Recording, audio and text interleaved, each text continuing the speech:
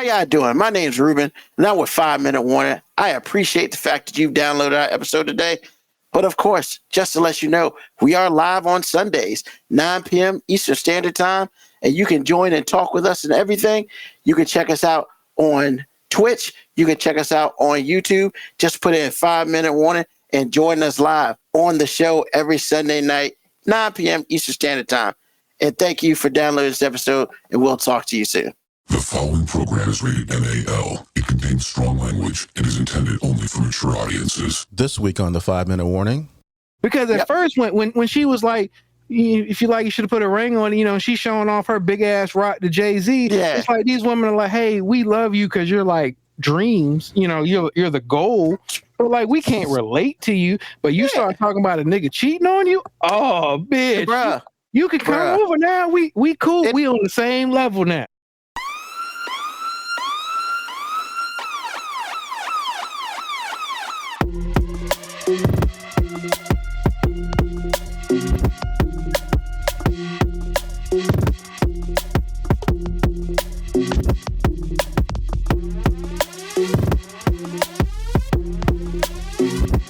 Show that gives you everything and nothing at all. That's everywhere you don't want to be. It's Ruben, Mo B, and on the ones and twos, AG.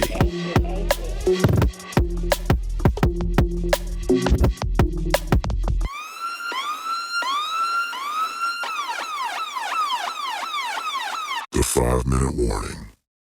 Welcome to a brand new episode of 5 Minute Warning. As always, it's your man, Ruben, in the house tonight on a beautiful, beautiful Sunday evening. Glad that all y'all could be here with us today. As always, with me are the dynamic two. That will be, first of all, my cousin AG. What's happening, y'all? How you doing? And my homeboy Mo B.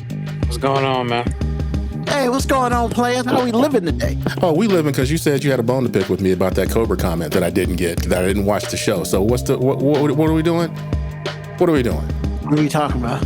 That's right, because you don't listen to your own show, so apparently you don't know anything. But you said you had a bone to pick with me. Yeah, he didn't get the G.I. Joe reference, and you felt some type of way. Oh, yeah. Yeah. Okay, yeah, so what? Did you get the G.I. Joe reference? I didn't watch the show enough to do that. How could I get something I never watched it? In AG, in Ruben's defense, if you ever watch the show, I'm sure it's funny. No. I'm just saying, if you ever watch the show, he says it in every goddamn episode. Does he really? He yells out Cobra in literally every. So. I had no idea because, again, I don't watch the show. What? Let's go back. Hold on, man. It's like Scooby-Doo. Like, at some point in time, somebody's going to say something about them meddling kids. Exactly. Like in G.I. Joe, he's going to start yelling, Cobra! See, I ain't know that. Hold on, man. We're not going to skip the problem. You're not about to shame him because he didn't watch G.I. Joe. Because he already did. Because I said right on the podcast, like, if you made a Voltron reference, I'm clueless, buddy. Like, I'm just like, hey, man, whatever, man. I'll take your word on it. Man, but if they start talking about form feet and legs, form arms and torso, and I'll form the head, you know what the hell we talking about. That could be Transformers. I was thinking that was Power Rangers. I'm like, I don't know. Oh, my God. What are we talking about, man? Oh, my God. And actually, I've watched a few episodes of Power Rangers because, the grandson watches and it. they ain't never say that shit. But hey, look, man, once again, you're talking about shows that I did. First, I'm not a Voltron fan. I'm not a Power Rangers fan. I said on the show, if you make a He-Man reference, I'm clueless. Like, they're making that He-Man movie, and I'm just like, sure. Well, there's a reason why we'll make He-Man references, because the shit was terrible. It's terrible to you. See, here we go again. I'm not going to get involved in this. The bottom line is you called me out on something that wasn't fair for you to call me out on, and I wasn't there to defend myself. G.I. Joe was good. Are we really going to sit here and act like G.I. Joe is a good cartoon? We None of them were good. But you just... Except for Voltron. Voltron was good. You're right, AG. I'm sorry, man. But thank you. I didn't start that. Because we're not going down that rabbit hole, sir. We're not doing it. Hey, man, hey, man, my bad. I figured that everybody who grew up during that time had an idea of what G.I. Joe and Cobra was. Like, that's me. I'll eat that. we know what it is. bad. It's just you have to watch the show to understand it at your level, which I never did. Cadence, you sure you don't want to be on the Old Man podcast? Why? So she can look at us and call us old? I'm just saying. That's all she gonna do. I asked her right before I got on, and she was like, "No, that's for old people." And I'm just like, "All right, damn." Like, my daughter's And Moco mean. Cowboy Gargoyles. Actually, Man, in your daughter's you're in the wrong defense, room, we bro. were all mean when we were that young. Come on now. Come on now. There's a lyric in the song that says it. I remember when 30 was old. So come on now. But yeah, you called me out, man. I was like, bruh, really? Is this what we're doing? Come on, Hey, man. you know what? And once again, AG, my bad. Yeah, I'm not. Publicly apologize. I'm gonna publicly apologize because, hey man, my bad. I thought people of our age, everybody watched G.I. Joe at least once or twice, maybe even the G.I. Joe the movie. I don't know. My I mean, bad. I've seen the movie, but that doesn't mean that when somebody puts a reference out there that I'm like, because like if I put a reference out there to Star Blazers, you're gonna be clueless probably. No clue. I I don't watch even Star know. Blazers. I don't even know what you're talking about. All Star Blazers. That's the theme song. Everybody know that. That's surface level I stuff. don't know that. Sir, I do not know that. I've never even, until you just said that, I've never even heard of that show. I didn't know that show And Star Blazers came out before Voltron. That's If you exactly wanna my go point. deep, and That's we exactly really my want point. to go deep, we could talk about Transor Z. We could talk a little bit about Gundam. I mean, we can go. Like, whoa. Don't be talking about what I know or don't know. I know some shit. We never did. That is so not the point. But okay, we Ruben, never brought up anything what you you say, did. sir, because he is definitely in his feelings right now. Hey man, I'm just saying, man. I apologize like twice, and don't feel like you accepted my apology. You know what it is, AG? If you say anything about it, you're attacking him, man. Like, Actually, I should be attacking him because he attacked me. And I wasn't there to defend myself. That's what really this is what this is really about. I Because I'm sitting there understand that, and I editing, I was like, did apologize. this fool just call me out? And I apologize no. twice. Do I need to apologize a third time? No, you don't need to apologize anymore. I'm just recalling the way I felt when I heard you. That's all I was doing right then. But you know what, Ruben? I accept your apology, sir. I appreciate accept that. it. Do you feel better now? How dare you not watch G.I. Joe, dog? How dare you? I know it was a sin. It was a 5-minute warning sin, and you know Ruben's got the 5-minute warning nails in his feet and hands, and I'm sorry. My bad, man. sir. My bad. I rolled the dice on that, and I came up late. That's I'm just you saying, rolling the dice. Somebody gave you a reference that they understood. Like I understood it, and it still wasn't enough for you because you needed total confirmation of your reference. I thought it was. AG, it was not old only enough that, all three of them would know it. That's all I'm AG, saying. That's all I'm we'll saying. take it further in the chat. Didn't I compliment him for it? Absolutely, you were gushing. I You were was gushing. I was like, that's a great reference. And I felt like $150 million there when you said that. I was like, No, I man, feel but it good. wasn't enough, Somebody- man. Appreciate It wasn't that. enough, I mean, man. Ruby, you got real feminine about this moment now that I think about it, man. Like it just wasn't enough. it was not that bad. You just It was kept not moving. that bad. You moved the goalpost. The motherfucker said, a motherfucker got the reference, and I complimented you on it, but you was just like, but AG didn't think I was cute. You know what I'm saying? You know, I was trying to stay away from that part because it's kind of what my whole prove me wrong thing's about. But you know what? I'm gonna leave it alone. I mean, I'm gonna leave it alone. Actually, I go way deeper than that because I was like, wow, this is, ooh, okay. And I wasn't even thinking about me per se. I was just thinking about other situations, and I'm like, woof, okay. and he brought up old shit. Damn. No. This wasn't old anything. This was like other situations that concern you that don't concern me that you might want to correct. That's all I'm saying. I'll leave it there. Hey, Because I was listening to, I'm sitting here minding my business, click, click, click, cut, cut, cut. And I'm like, did he just call me out for no reason? He called me out about, oh I'm gonna boy, be you're honest. going to really Real have talk. to correct that. real talk, don't even remember calling you out. That's real talk. And that's even worse. But that doesn't mean I didn't. Oh no, I know you're never going to know because we had this discussion. You don't listen to your own show. And Well, no, I do, but I haven't listened to the one that I just put out. So, no, you told me you don't listen to the whole thing. AG, let me translate what Ruben just okay. said. He basically said, I do not recall the hating ass statement I made, but because I know myself, chances are I made that hating. That's so true. Man. I'm gonna fall on that sword because I don't even know if I deserved it, but you know what? My sorry ass probably did it.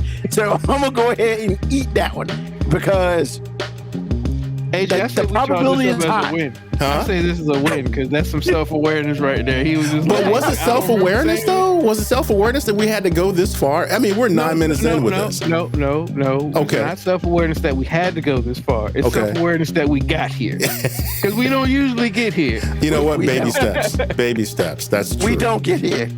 You know, but hey, look, I empathize with your statement. And I was like, you know what? You're right. I haven't listened to it, but knowing me, I probably did. But see, the reason why I said you don't listen to it, and then you were like, I listened to it. I said, Ruben, the reason why I wanted you to listen to it, in particular, the time that we were talking about it, was you had no idea that the commercial that you recorded is in the show every week. And I told you, I said, bro, it's so cool the way I got the transition or whatever, because you don't make a transition, which is on you. You don't make a transition, so I made one for you. And I was like, yo, it's so hot, it's fire. And it's like, what? What do you mean you don't know? Man, just listen to it. And you're like, man, whatever, I ain't got time. That's almost the sentiment that you left me with. I was like... That's because I trust you, AJ. And I hear that, but did you hear how you sound, though? Did you hear how you sound, though? AJ, I'd like to take a moment to acknowledge how great of a producer you are. Yes. I appreciate all of your hard work because you do stuff that I know I can't do. So I would like to just say thank you. Bro. Thank you, Mo B. Thank you. Stop it. Yep. You see, y'all got me messed up, man. Oh, we got you messed up. Are you sure? Are you sure? Everybody know I appreciate you. No, but we're not questioning that. We're not questioning that. Again, This is one of I felt two things when you said that to me. The first thing was, this dude just blew me off. The second thing was, please don't do this to someone who has a vagina. Please. Please don't. Those are the only two thoughts I had. Moco Cowboy, we appreciate JG. We appreciate you, AG. That's hashtag appreciate AG. Well, you know what, Moco Cowboy? If you listen to the podcast, you know that transition is fire. In fact, all the people, and there are quite a few, thousands of people download this podcast. Ain't that transition fire? Yeah. I'm telling you, man, it's fire. All day. All day is fire. You know what? Making it worse. You making it worse. You making it worse by saying it's fire. You ain't never heard Exactly. It's like, I'm like, because he tried to soften the blow by saying, I trust you. I'm like, you know what? That was pretty good. Not the point. I mean, look, man. See, here's the thing, right? Like, I know that you do fire things because you've done the intro. You've changed the intro. You've done a remix to the intro. You've done this whole thing, man. It's a 100%, man. Whatever you wanted, like the opening, you did that. You're phenomenal. You're doing shit that I can't even think about doing. I would have never thought about doing. And so, yeah, I mean, whatever, movie. Like, I'm just saying, AG, the whole point is just going right over his head. Listen, Ruben, I tell you what, man, I appreciate the idea I appreciate the idea that you appreciate me, but honestly, that is not the point. But you know what? The idea that you have blind trust in me, I'll take it, sir. It's all good. But please, going forward in your romantic life, don't ever freaking do that again. Ever. Because you will be by yourself. Or you'll be with somebody that hates you. I'm not trying to put anything on you. I'm telling you the facts, okay? I'm not attacking you. I'm just letting you know. No, I'm just saying, my thought is two things can be right at the same time. Okay, as long as we're there. Because I'm not attacking you and I'm not trying to fulfill a future that hasn't come to pass yet. I'm just letting you know, because I was sitting there like, what? But then I was like, oh man, please don't do that again. So, all good. All good, sir. I mean, exactly. I mean, I started this episode and I was excited. because today was just one of those days. I did a whole bunch of chilling. I'm turning the TV channel, doing some stuff around the house, and possibly the greatest thing came on TV, and I was just like, damn, this movie is good and bad at the same time. Motherfucking Pootie Tang. Goddamn Pootie Tang was on, bro. Like, Seppitai on the man. Goddamn, that movie's awesome. You know, I'm glad they ain't even think about coming out with a sequel for that bullshit. Like, it's great. They never show it a lot, so when it comes on, you gotta sit there and appreciate it. And the only one of the things I thought, the scene where the girl, the sheriff's daughter came to the house and she had baked him that cherry pie, and he just grabbed the cherry pie and rubbed that shit all over him, which was obscenely nasty. And I'm just like, I hope they did that shit in one take. That's the only thing I can hope for that man.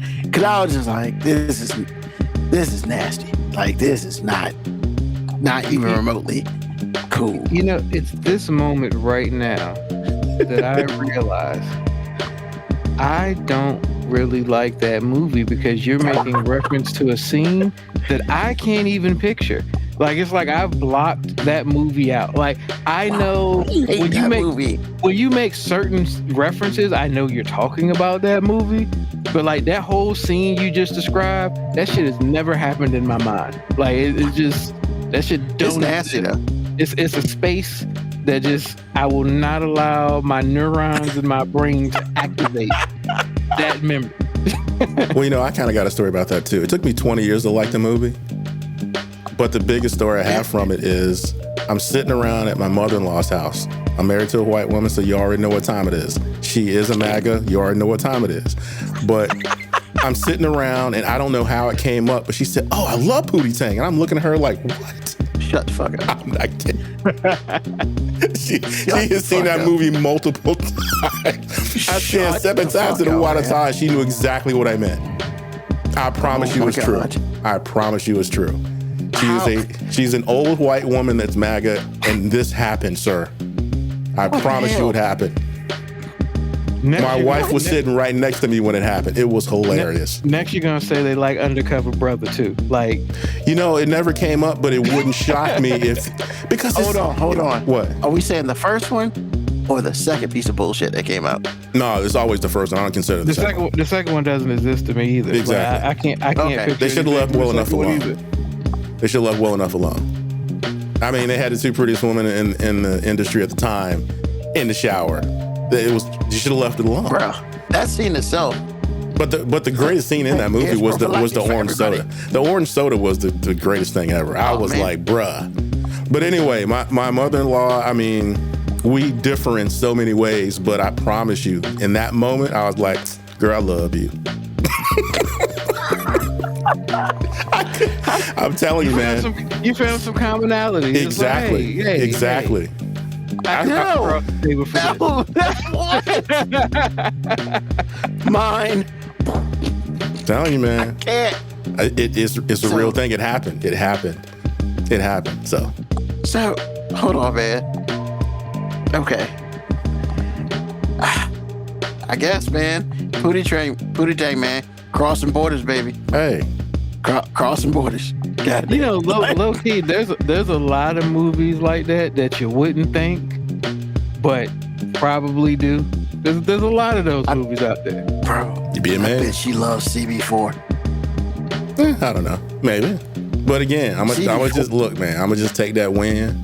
If you can call that a win, but I'm just letting you know it was the most. It was the craziest thing I've ever seen. It's one of those things where it's like, tell me something in your life you didn't see coming without telling me something in your life you didn't see coming. It's like, what? You'd been better than me. I probably would have passed out. I'm shocked because I'm telling you, man, that you'd be surprised what people like. I've heard some dude that looks like every stereotypical redneck you've ever seen in your life making Harlem Nights references, and I was just like, where are we at? How How we get here? What were you doing in your life where you saw that shit? Telling you, man. You never know. You just never know. I mean, you shouldn't judge a book by its cover. That's not really practical because we meet and encounter so many people every day. But if you could get to know people to a person, you'd be amazed at how common you are together. It's just like, you did what? Yeah, I did that. Or I saw that. Or I heard that and I laughed or I didn't laugh. And it's just like, me too. Samesies. Yes, sir. Yes, sir. AG, if you'd have walked into your mother-in-law's house and she was watching Harlem Nights, you probably would have just walked out. After you took a picture of that shit. Man, I'm telling you, for someone like her, some things in the black culture aren't that far-fetched to her. Like, she loves her some doo-wop. She loves doo-wop, she loves R&B. Actually, my wife's knowledge of R&B came directly from her. I mean, you have to put the context in it because, again, a lot of white folks her age back in the day, low key. Yep. Now, they might not have gone to the concerts at first. Oh, yeah. But definitely. Certainly as adults, they like the songs. But again, that don't mean that they like you. They just like the songs and they associate something warm with black people singing and dancing. Now, we're just giving a performance, but to them, it's not shucking and jiving. It's not that. The performance is real, but to them, it's something else. So they can compartmentalize all day long. So, but again, I still have to say, my wife's knowledge of R&B is deep, and it's due to my mother-in-law. So, yeah, man. Sometimes. Yeah. Like I like the second movie, the second version of Hairspray. I think that movie's awesome. I think the first version is trash, and I think the live version is trash too. The fact that they came out with a live version and they butchered it so much, like they really like PC'd that shit. And I was just like, how do you PC a movie that the whole purpose of it was to integrate? And we have found a way to PC that. Like, let's not say we. Let's not say we. We all know who did it. Somebody. Because I don't even know who redid that shit. But somebody, like, PC'd the shit out of that. Because... No, that was Dwight's. Well, hold on though. Here's it. Is that equivalent to the blacks? You know that was the whites. Here's the thing. I've been wrong about these things before, as recently as last week when I was talking about the terrorist shooter, and they were like, "Hey man, that nigga hair look nappy as fuck." Like, how do? First of all, I got a whole bunch of things to talk about that, but continue. So okay, like, if you've never heard the movie, basically it's about integration in the 60s, right? So they came out with it the 70s. That's the one that Ricky Lake was in, right? So of course, it was all about integration and, starting with kids being on a all-white dance show, but on 2 weeks of the month, they have it for black kids. So whatever. And the movie's about integration. And so when they came out with a color version about 15 years ago, John Travolta actually put on, for lack of a better term, a fat suit, white female fat suit, and played a woman in the movie because I don't even know why. Like, I'm not even trying to get into that, but same thing. It's about integration. Like, so they updated it, threw some catchy tunes in there, whatever. Pretty solid, dope movie. So I guess a couple years ago, when they went on this craze about making a whole bunch of old movies live, which all of them are terrible, all of them absolutely terrible, right? So once again, like, I go back to my point. A movie about integration, and in 2004, 2005, they remade it, and somehow, like, turned the clock back, because in one part, one of the major parts of the movie is like how you have the little fat white girl. She's dancing like black people because she likes to shake her hips and stuff. And apparently back then, white people didn't shake their hips with dancing and stuff. Whatever. And and all that. And so they basically get scorned for that, and publicly scorned for doing that and stuff. And so they end up meeting black people and all this other stuff. So her friend, who is a skinny white girl who really can't dance, but she's friends with a fat girl, whatever. She falls in love with a black dude. And so, long story short, at the end of the movie, the big musical thing, they get together and she pretty much comes out and calls herself a checkerboard chick, aka I like black guys, on national TV. Okay, cool, whatever. Her mom faints, shit's crazy. So on the live version, they do that, but when they did it on the movie, it was pretty demonstrative. Like, they're coming out dancing and shit, and she's like singing to him and all this, all in front of the TV, boom, whatever. Like, the biggest spectacle ever. Like, what was that movie? Empire. Like, remember this TV show Empire, right? Did you watch that, AG? Yeah. Mm-hmm. When old boy came out as gay with his dad's song, like that type of shit, like big time for the 60s, big time. Like, hey, I like black dudes, whatever.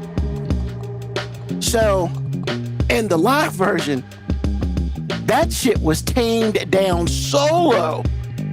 Like, she said it, I think it was, I don't know who played it, Dub Cameron or somebody, I don't fucking know, but said it so like low, like it didn't mean anything. And I'm just like, y'all just neutered the whole goddamn like movie, because that's like the big, one of the big like storylines. And they were just like, whatever. I like black dudes. She's like, I'm a checkerboard chick. I like black dudes. It's like, what the fuck, bitch? Like, sorry. And I could look at Moby's face. He's like, will you please shut the fuck up, Moby? No, it's fine. It's not even that. I just was getting a little bit amused because you were explaining, you were mansplaining the synopsis of that movie. Yeah. And you were doing it kind of like one of my daughters explaining a story about something that happened at school. Like, you just didn't want to land the plane. You kept coming in, and you fly back up, and you come back in, and you can't just land a plane. Then you give another context clue that really didn't have anything to do with your point, and then you try to bring up a reference about a person that was not really important to the story that you were giving. It was like, you were just like, nah, man, we gonna ride this bitch out until I feel safe landing it. Well, but I had to get there, so I understand. But yeah, so Hollywood remaking live shit, stop it. Just stop it. Leave the shit alone. If you can't make it a movie that you can go back and fucking edit, like, just don't do it, because live versions are terrible, and all you're gonna do is PC the fuck out of it anyway. So why are you doing that to us? Because I don't need to see that shit. For money. That's it. And you don't have to watch it, but it's for money. You're right. Just in case you didn't know why they did it for money. Yep. Which gets me to our topic today. We're bringing back an oldie but goodie. Haven't done it in a while, and I felt like, you know what? With Trump doing his shit across the world, I don't feel like talking about that anymore because it's tired. And we're gonna do something a little different. So we're gonna bring back, I believe it was Moby's segment of Tell Me That I'm Wrong. So, by the way, he always won. Of course he always won. It's his goddamn segment. Nah, but he just always won. I mean, because he be coming up with shit that's not fair. Dude, because no. Just say what it is. He's smarter than we are. I mean, we got to get him this time.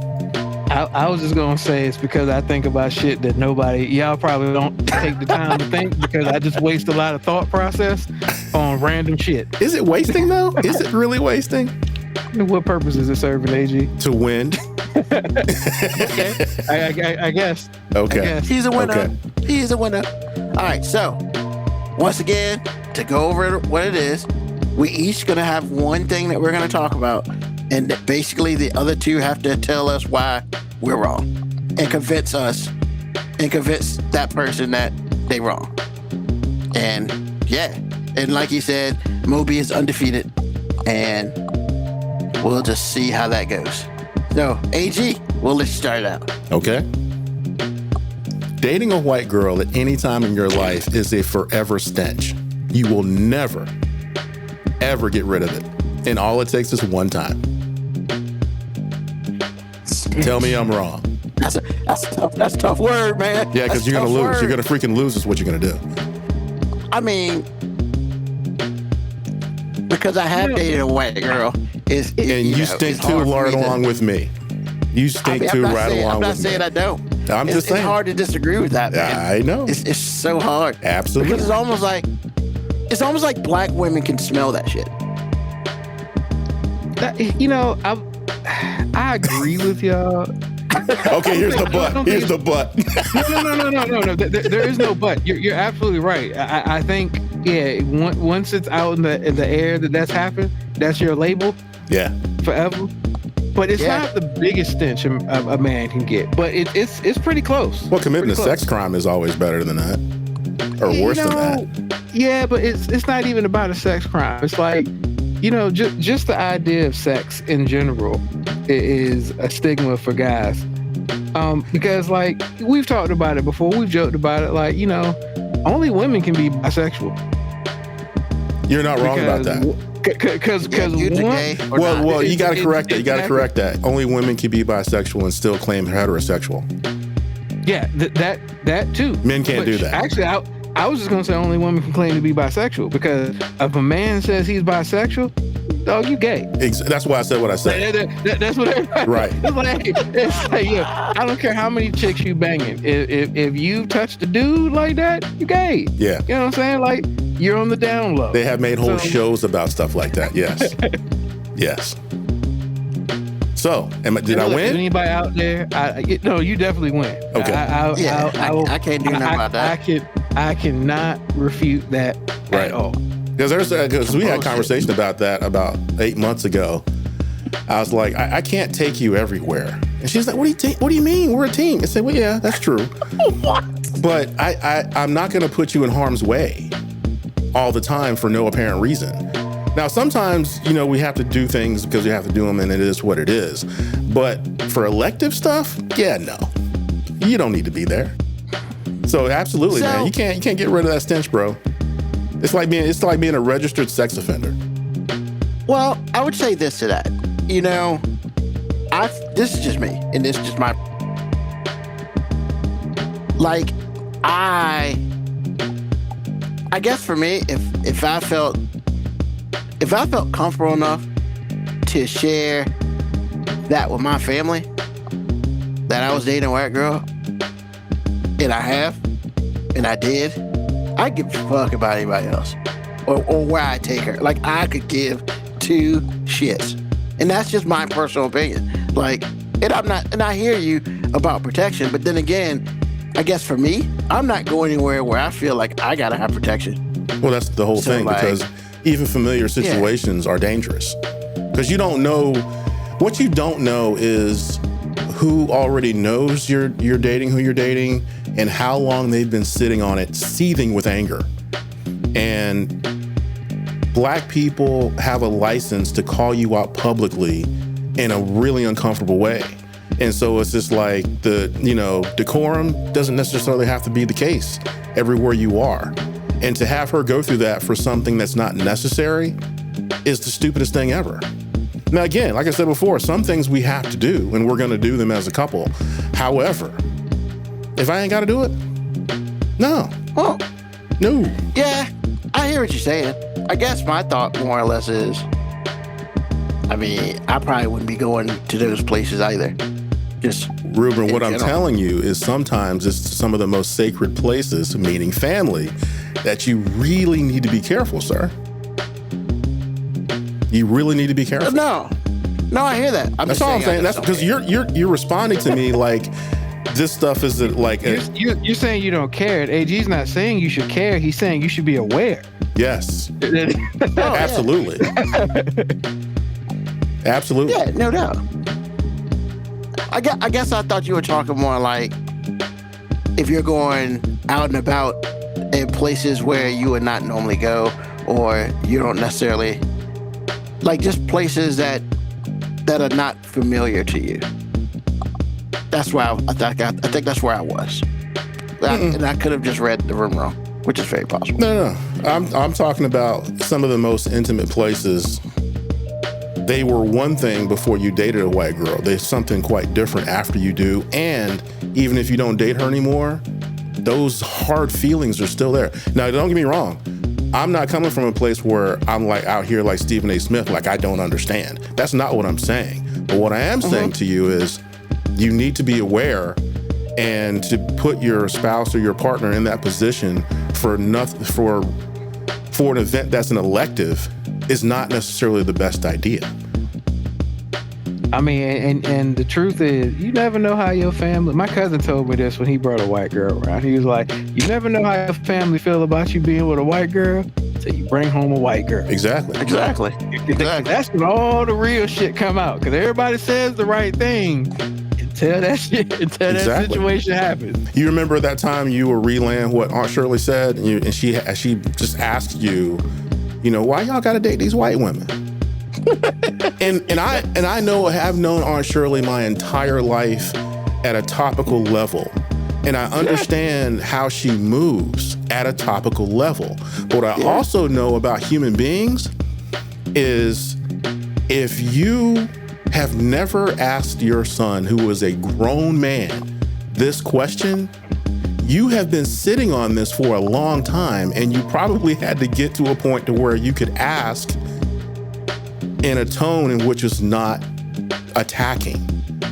And so, because you know how I know that? Because my mom went through the same thing. She was a little bit more aggressive, because it's like, but she asked me the same thing. And it was just like, and I didn't understand that was a subtle shot across the bow that I did not respond to, other than the truth, which is I wasn't trying to date white women, but I mean, you got me in the suburbs and this is what happens.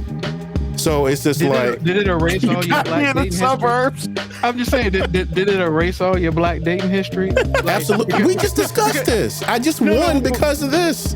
No, but what I'm saying is I've never understood that, because I've seen it happen in real time. Okay. I've seen somebody, I talk about my cousin, I had never seen him with anybody with black women, and we've seen lots of black women, you know what I'm saying? Sure. And then the one time a white girl, here you go with his white woman. I'm like, yo, you do realize that he didn't just start here. This is a process. This is a random. Okay, I'll tell you what, I will liken it. This is okay, you're married, so we're on the same page here. I believe, like in my situation for sure, I believe in your situation also, there are a lot of things that you can do and stay happily married. But there's a handful of things, or one thing you can do that'll erase everything that you've ever built. That's what dating a white woman is like. It does not matter what you did. You could have dated the blackest one. You could have dated Angela Davis. I mean, it don't get no blacker than Angela Davis, even though it's funny is all get out, because Angela Davis light skinned. But that's a whole nother podcast. But what I'm saying to you is you could date Angela Davis. I don't know who that is. I'm sorry. Be out here, Black Power in it. You know the big afro, Angela Davis? Black Power. She went to jail. Went to court. Okay, well, we'll come back to that. Anyway, you could date the most black,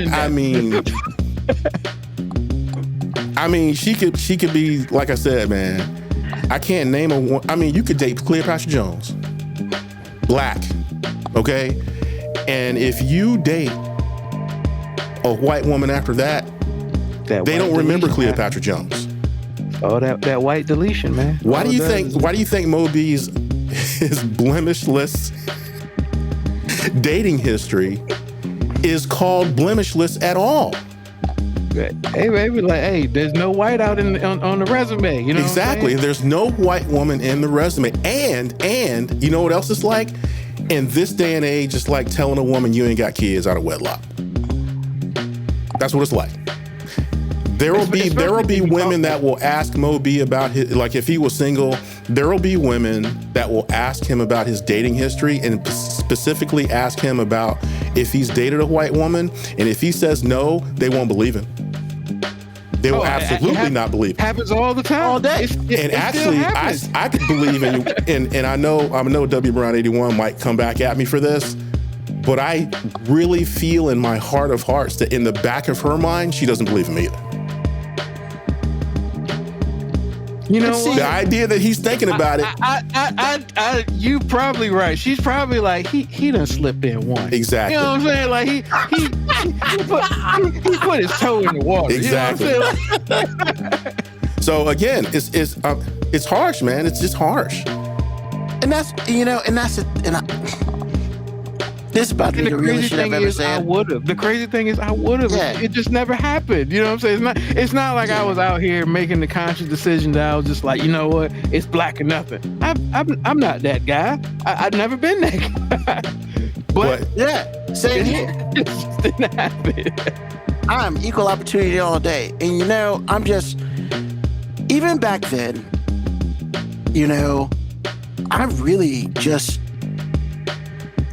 I really just didn't give a shit. Like, even if I'd have came home and my parents would have been the other way, because they were not to my face anyway, and I'm very fine with that, because when in my brain, I'm just like, yo, people love you or they don't, and like those who love you are willing to say the hard shit sometimes, and there's been times when hard shit has been said to me from people that I love, and I appreciate that. Whether I agree or disagree, I appreciate the fact that hard shit was said. But yeah, I have always just been that I really don't care about what other people think about this subject. I'm not saying that, and that's probably why I will be single, because I don't care. And I feel like if somebody would have put me in a position where I have to change myself and what I believe and what I believe that I'm attracted to and not, and all that stuff, then to me that shows how much they care about me. And that's fine. You can have your own personal beliefs about me and stuff like that. But what I'm not gonna do, and I don't think I've ever really done on some real deep shit like this, like, I've never changed how I feel about people.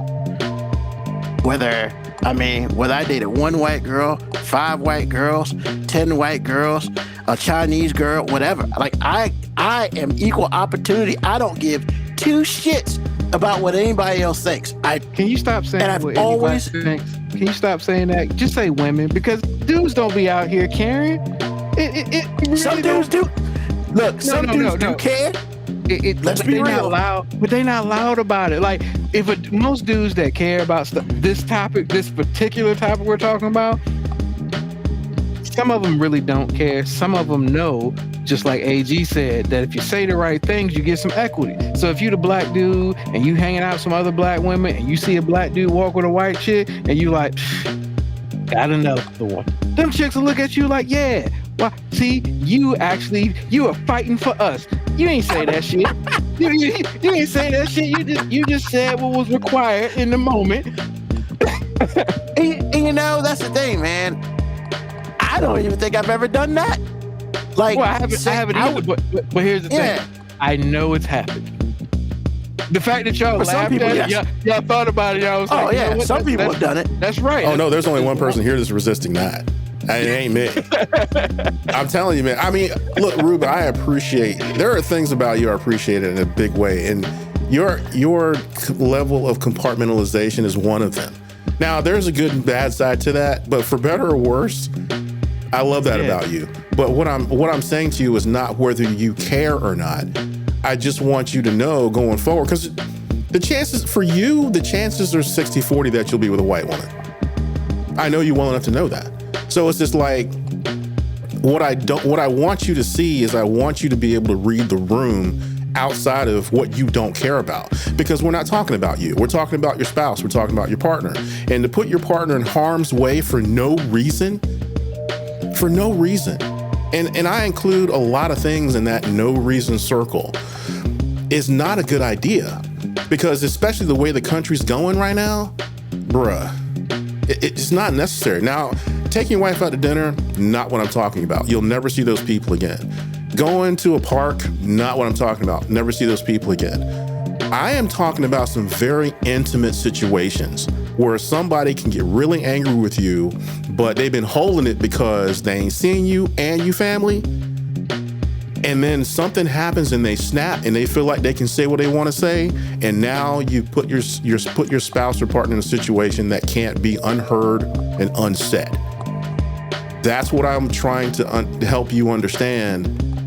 Hey, every situation is not for my spouse.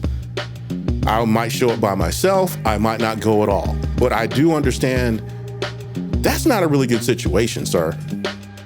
It's not. Same thing goes for her. It's just like, it's a whole lot of maggots in here. Is this necessary? No, it's not. We're not going. Or I'll go by myself. With her, it's like she ain't going. She just won't go. If that kind of threat is that forward, she's not going to go. That's what I'm telling you. You can always say what you don't care about. And I'm not saying it's untrue. I'm saying that's just for you. Well, when you're with somebody, you can't think that way. You have to think in concert. You have to think, okay, if I go to this place, this might happen. Okay, if this might happen, is this an elective or this is a requirement? If it's a requirement, I'm just gonna have to deal with it.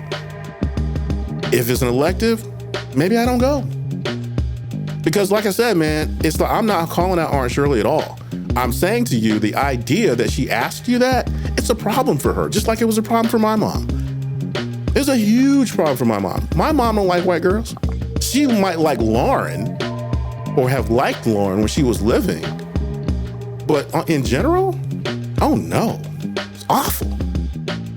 And the irony in all that, all the black women I dated, she couldn't stand either. Apparently there was some deficiency in those too. I think my mom just didn't like nobody I was dating. But I'm telling you right now, I remember I was sitting in the passenger side. I think I was about 10 years old. And my mom asked me, you know, why you date white girls? And I was like, I didn't know what to say because I really didn't understand where it was coming from. I was like 18, 20 years old till I really understood why and where all this was coming from. It matters. You should have been like, do you want me to date white boys? See, you want me to get slapped. No, I was not saying that, sir. That was good though. So again, man, you have to understand that your mom's a person, but she's also a litmus test. And you have to be aware. You have to be aware. I'm really curious as to how my mom will react. Like, I know what my mom says, because my mom's like, I don't care who you with. I ain't got to sleep with him. Because my mom real cold on that game. But I'm like, that's a cop-out, bro. My mom is too. See, here's the thing, AG. I don't know if it's a cop-out, but there is a piece of me that's like, part of that's a little bit of a cop-out. Like, well, see, that's what I'm saying. A little bit of a cop-out. Because you can, what she's saying is actually true.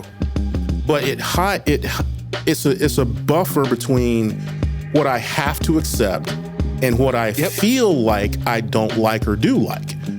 So it's just like, because really when my mom led with, I don't like, because Aunt Shirley said that to Ruben, I mean, like when somebody leaves with, I don't have to go home with this person or I have to sleep with this person, it's a red flag to me.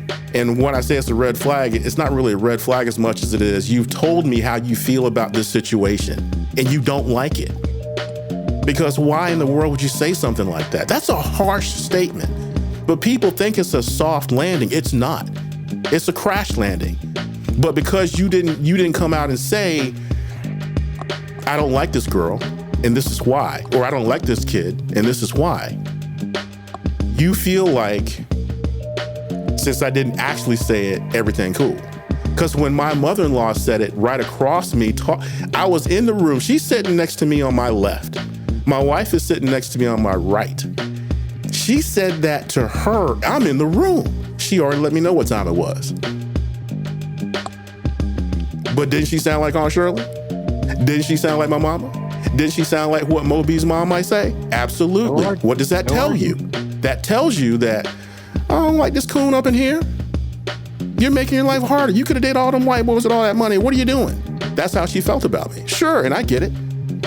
My mom is just like, why are you dating these white girls? But I have to understand, my mom was dogs and fire hydrants and water hoses and lynchings and all the things. There's no way in the world I can sit here and tell you with a straight face I don't understand where it comes from.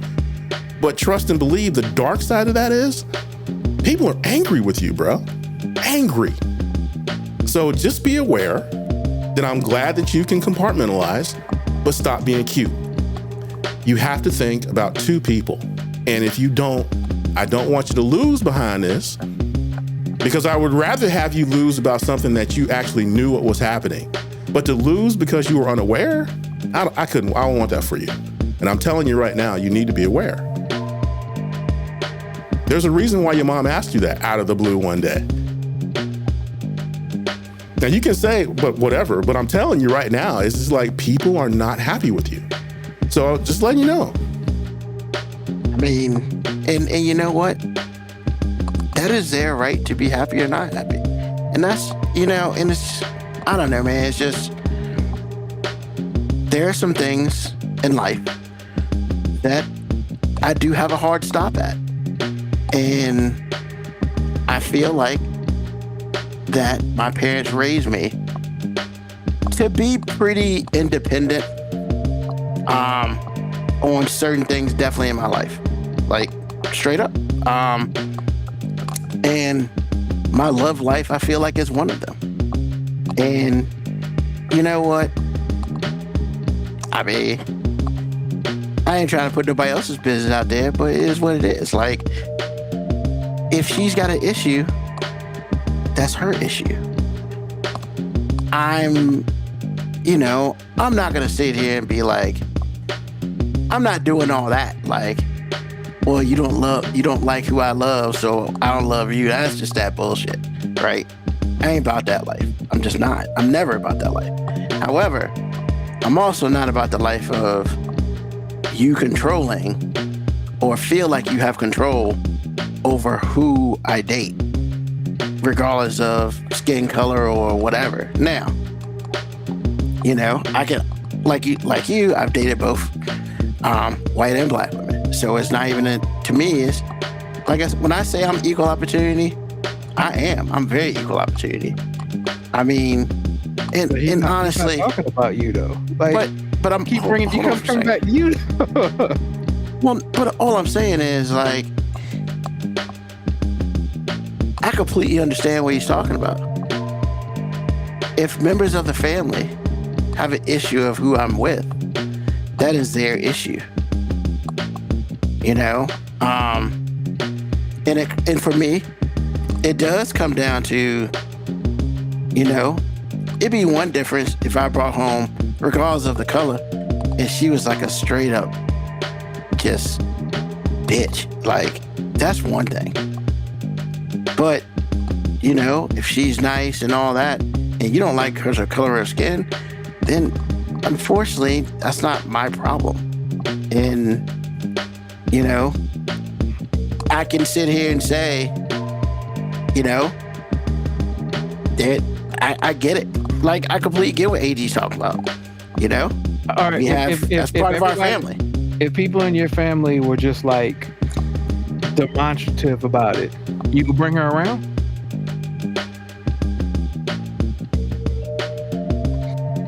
I can't answer that question. Because that's what AG's talking about. He's like, why put her through it? Like, who cares about how you feel about them? Why put her through it? To have people being demonstrative and borderline disrespectful right to her face. Why put her through that? And I guess the only thing I can say with that is,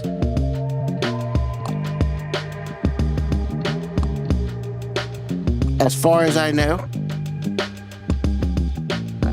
as far as my whole family, both my mom's side and my dad's side, that has never been an issue.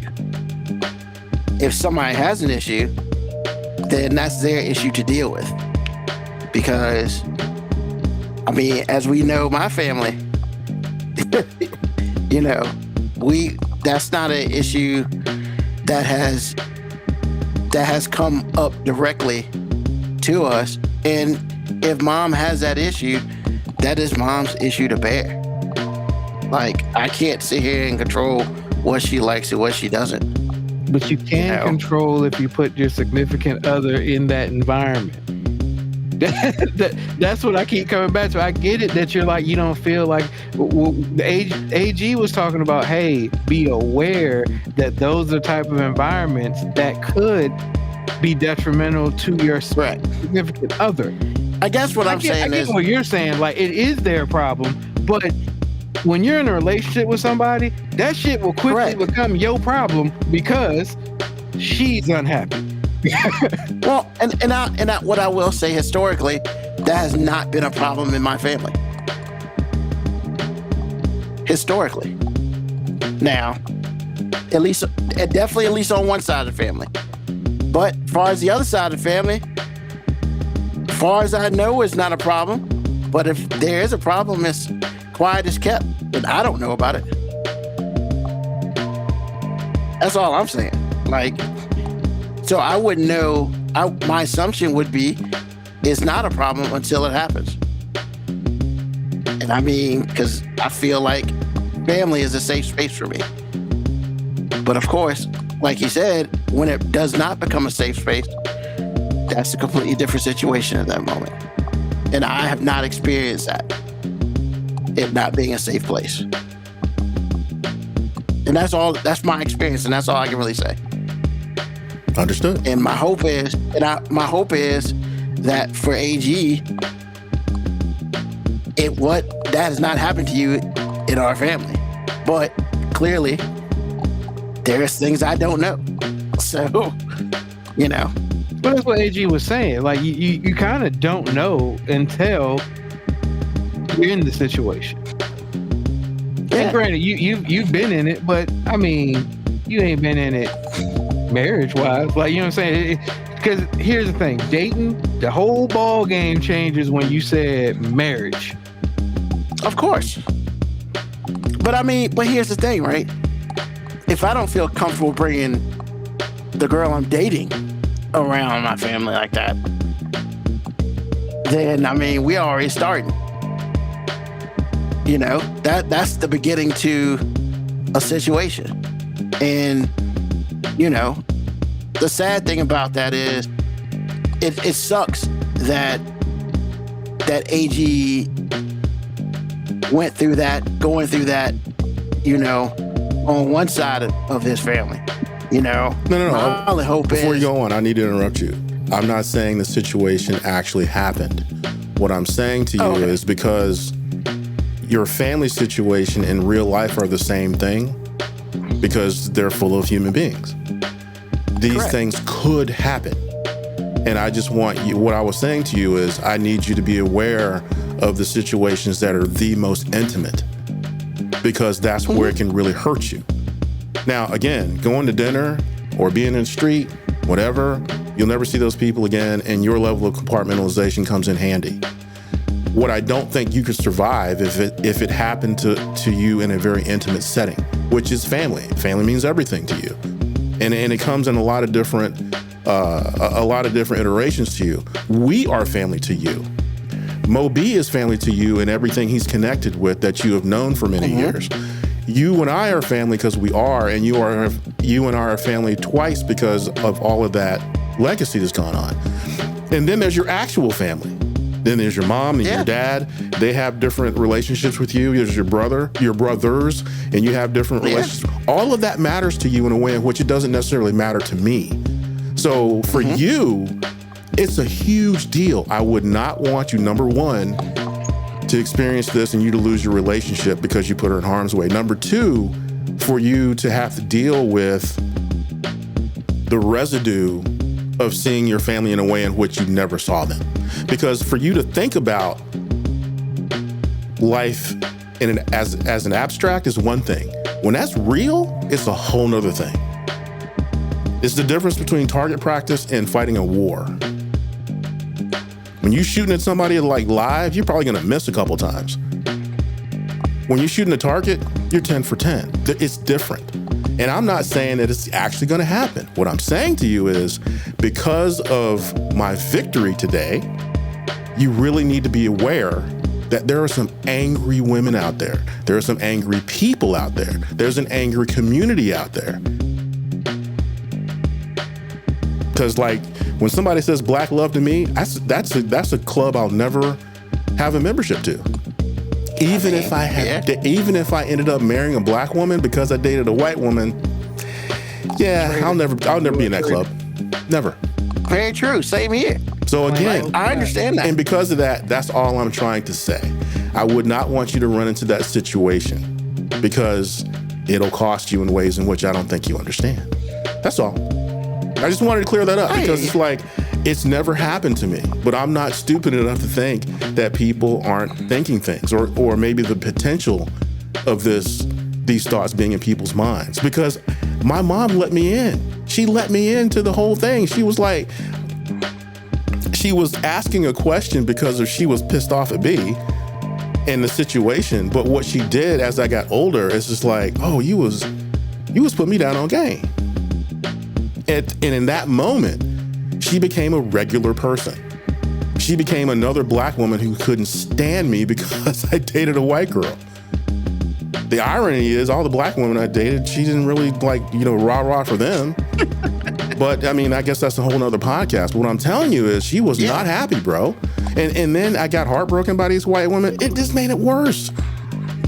My mom was a real person. I don't think of my mom all the time 100% as my mother, because that excludes her from being a person. No, 90% of the time, my mom was a person. She was a human being with flaws, but she had power because she had a son.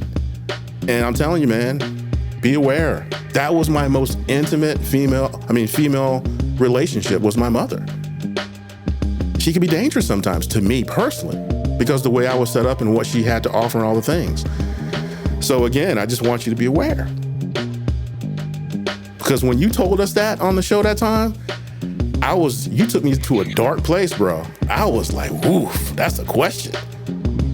I mean, for you, it's just a question. Bad. For me, I was thinking all kinds of things. I was like, whoo.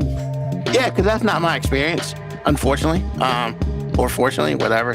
Yeah, that's just not my experience. And I mean, so far, the history shows in the family that that's not going to be an issue. However, everybody's different, and I understand that. And I think that, I mean, you're right. I would never put someone I love in any harm's way whatsoever, because that's not how things are done. However, I guess my thing is, it really just comes down to my comfortability with the situation and those other people in the situation at all. Because look, when it's all said and done, I mean, we love who we love and we pick who we pick, and you're supposed to ride with that person until the wheels fall off. You can only hope that happens with you. I mean, or anybody really. And so, it sucks. All of it sucks. But, my hope is, regardless of the things that my family loves and hates about me, that shouldn't matter, when it comes to who I pick and how I, as long as I'm not moving in a negative way with them, obviously. But yeah, I mean, if it came down to that and I noticed there was danger, I would definitely take them out of that. I'm just saying, historically, that has not been my experience by any means. So I guess that's why I'm a little bit more determined in my view that, I do what I want on certain matters. And if that's not what you rock with, that's kind of a you problem. and this is one of those matters. But no, I appreciate it. Definitely. And now for a commercial break. How you doing? This is Ruben from 5 Minute Warning, and I just wanted to sit here and tell you about JTD Creations. They're the ones that made our shirts and even sweatshirts. They're pretty dope. They can put your logo on anything, shirts, jackets, hoodies, even hats. They also do Stanleys and all this other stuff. Anything you need a logo on, they can put it on. They can do it for one or two people, or they can do it for a group. It's really up to you. Hit them up on JTD Creations on Facebook. Once again, that's who 5 Minute Warning uses for all of our apparel. And trust me, you will not be disappointed. Once again, hit up JTD Creations if you need a shirt or you need anything for yourself, a family member, or your crew. And let them know that 5 Minute Warning sent you. Have a great one. And back to the show. All right, so it's an easy one for me. So women killed love music. But love music is about them. That's why they killed it, AG. Oh, please explain, sir. All right. So hear me out. So I find myself listening to old R&B music of the 90s, early 2000s, very early 2000s. And it's like a rabbit hole for me. And I'm just like, man, why do these songs make me feel so good? And then it hit me because they were talking about being in love. And that don't happen in modern music on the radio no more. It's always women talking about these niggas ain't shit. That dude hurt them. I'm better off by myself. And then the dudes that they like ain't talking about loving them. They're talking about fucking them. They like all the dudes when the dudes are talking about fucking them, not loving them. It used to be the word love used to happen in R&B music. You can listen to the radio late at night for an hour if they're playing modern R&B music, and you might not hear the fucking word love one time. It can go 6-7 songs in a row. You might not hear love one time. You might hear fuck. You might hear lovin' in reference to sex. But the idea of like love, that shit dead, man. Love music, women kill love music, man. Winner and still champion. Here's that, even like the boy band era is where the transition happened. Because I thought they were all about love then, right? Exactly, but here's the thing: there was a transition that happened, AG, because you had your New Kids on the Block, your New Edition. That was all like the teeny bopper love. Then you had your Boys to Men, your Baby facing it. You know what I'm saying? Your face and all them. And then there was a switch that happened. Jodeci came. And Jodeci was like a fringe because they were talking about love too, but that's when they would transition to also talking about fucking. And then next thing you know, people ain't trying to see Boys to Men no more. And it's like, yo, as far as some dudes that's singing about love and doing it in the most harmonizing way ever, like when Boys to Men stopped being mainstream, it was just like, oh, it's over with. Y'all basically just said, no, we don't want to hear about that love shit, man. Like, we want to hear you saying freak you. How can you get me wet in this song? Like not through love, not through love. We want the physical act because we need you to talk about how much you want to have sex with us in this song. So then when we make our R&B music, we can take about how all you ain't shit and you were just using me to fuck me. Because that's what the music, like, every time the modern R&B chick is on the radio, I'm just depressed. And I'm just like, depression is an epidemic and music is causing it. Like, I used to think it was the other way around. Like, hey, these artists are just reflecting life. But I'm just like, nah, man. There are teenagers out here who ain't never dated before. But they're hearing all this music about niggas ain't being shit. And they just like, hey, these niggas ain't shit. It's like, you ain't even talked to one yet. I already said, Ruben, winner and still champion. What you think of this, man? I mean, I can't defeat that.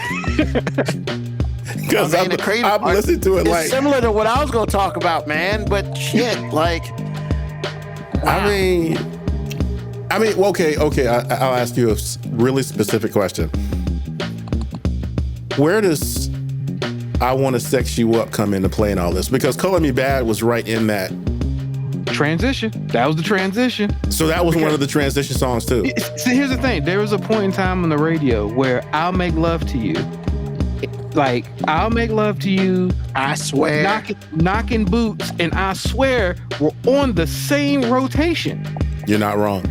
Yeah. So you had all aspects of love. See, that's what happened. It used to be, the lust part was prevalent in the music. It always was there.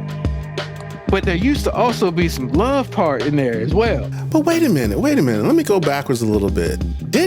But Mary J never really talked about love. She talked about like drama. She talked about a lot of, What? Transition. But that was like almost like late 80s, early 90s though. See, no, but when you say Mary J. Blige, no, that was middle 90s. It was here's the thing. Okay. J. Blige, middle 90s. Okay. But when you say Mary J. Blige, like didn't talk about love, she kind of did. She sang "You Remind Me." Like there was a whole bunch of like earlier songs where it was like, okay, there's a little bit of love in there, but then it got to the "No More Drama," right? And then it was just like, but you've been talking about drama ever since. Like it's just it's like Brian McKnight on his one last cry, and then he cried the rest of his career. It's like, come on, man. Like, yeah, I mean, cause like Mary J was like dudes who are called Captain Save-A-Ho. It was women who wanted to turn that bad boy into a good husband, and she went through the trials and tribulations of that, trying to do that. Because back then, unfortunately, a lot of women were trying to do that. They're trying to take this guy who ain't shit and turn him into the greatest husband ever, because women control men. And they think they could do that, and they couldn't. And her shit's all about the trials and tribulations with that. Because you're right. But I'm gonna get pushback on Mary J. Blige, because we not about to drag Mary J. Blige as if she is what the modern R&B woman is, because Mary J. Blige talked about drama and bad shit, but she also talked about like the overcoming, the growth. Yeah, like she did have dynamics to it. Like it was. And at the beginning, she talked about real love. It was all still depressing, but it still like had dynamics. Like now, the shit's just depressing. There's no dynamic to it. It's just. She was talking about real love. She started out with real love. Oh my goodness, shit. And then she went through the purposes of trying to change him, to turn him into shit. And then she realized that she can't turn him into shit. Then I gotta live for me. Ruben, she should have left his ass a long time ago. Exactly. You know what I'm saying? Wait a minute. How did this turn into Mary J. Blige? What are you doing? What are we doing? It was just a reference, sir. And that's why Moby is right, though. He is so right. Because when Mary J, she coming out with the New York jerseys on, dancing real love. Oh, then it's No More Drama, and he ain't shit, and he did this to me, and then I gotta recover, so I need to heal myself, and now I'm a new independent woman and all this other bullshit. He wins. I got a question though. I feel like women, if you really want to sell a record, have somebody write lyrics that are negative. Because women gravitate towards all the hate, all the nasty, bad things. But when you put out something like "My Man Is Cool," it's like, oh, you a pick me. What? I mean, is that true, or is it just somebody me? Else in there? Huh? Keisha Cole, baby. Keisha Cole made a career out of talking shit about dudes and how they ain't. She did a good job too. Cause I really like Keisha Cole. Look, man, the industry realized, you know what? There's a lot of sad women. We can capitalize on this shit. Like, let's that is the target audience. The target audience is sad women and women who are okay with being mistreated for some dick. He ain't wrong. Is he ever? I'm laughing because he's never wrong. I mean, he right. He right. I'm just saying, man, like, and it makes me mad, man, because, like, yo, I can think about female artists that used to sing about love, like Leah sang about love, but it was dynamics. Like, you know, everything wasn't all I love you, but like there was some love songs in there. We had Tamia, we had Shanae. Like, it was just so many. Like, you could didn't last long. You could just listen to like music and like you could feel too goddamn happy about love. It was full. That hate that Ruben putting out right now is absolutely true, man. That's why I asked the question. I just feel like women gravitates towards you ain't nothing more than they gravitate towards my man is great and he treats me really well. I don't think that they like hearing that. There ain't no song in that. That's just like. But it's a great song. There's nothing wrong with that. There's a reason why Will Smith is the only happy rapper out there. Why you got? He is never gonna live this down. I'm just saying, man. Bro. Why does man catch his strays, man? There are a lot of happy rappers. Like who? Like who? Who make money like Will? There are a lot of happy rappers, AG, because all those dudes who are making all them strip club rap songs, they sound happy as fuck in them songs, man. And you know that. Stop it. That's a different type of money. Exactly. That's a different type of happy, sir. They be happy as hell in them songs. Mike Jones ain't talking about being married and shit in the strip club. Hey, look, man. Two just happy in the moment. 2 Chainz sound happy as hell to tell you about his fucking problem. He loves bad bitches. That's his fucking problem. Exactly. What are we doing? That probably gonna leave in 30 minutes. Once again, like I'm saying, like there's some happy artists out there. They're just not women. They just. I mean, and if you really want to put it, I feel a lot. Like, there's got to be at least one chick out there who's making music right now. Like, I listen to like a Summer Walker, who like literally her. They making music, but they ain't making money. Summer Walker's whole album is pretty much just like fuck these niggas. But like, I know at some point in time she's got to be in the studio like, but this nigga's alright though. Like this one is okay though. Like, does she have to do that though? Before him. No. I'm not saying before him. I'm not saying she will say anything about it. But at some point in time, she's got to be in the studio being like, you know what, man, I'm not depressed all the time. Like, I'm just not. Isn't that have at least a moment? I gotta have a moment of happiness. Look, man. Let's go back. She does not feel artistic when she smiles. Nobody has made more money. I can't be artistic. But nobody has made more money from depression than Mary J. Blige. No one. I can't argue that, sir. I can't argue that. Has made more money. Not one like a single artist. I don't think. I think she's a champion. I think she's a champion. Actually, it's winner and still champion. Yeah, I mean, and I keep bringing up these names because, hey, man, some of their songs are really, really good. But when you start listening to the words, none of that shit is positive about dudes. Either lost a dude or he ain't shit or whatever. But it's none of, my dude was great today. I love my dude. Yeah, I can sum this up. I can sum the female artist thing up with the Beyonce effect. Beyonce made some quality love songs. You go to her album, quality ones up there. But when she dropped that Lemonade album, saying that hate was real. You talking about hating white women for real? Oh my God! Wait a minute, hating white women? I thought Lemonade was about hating white women. Well, the Becky with the good hair. Yeah, that's where that came from. Yeah, bro. Because I've never listened to Lemonade. I've never listened to it before. She put that shit out. Lemonade. She dropped Lemonade, and all these bitches like, it's about time you start speaking. I know,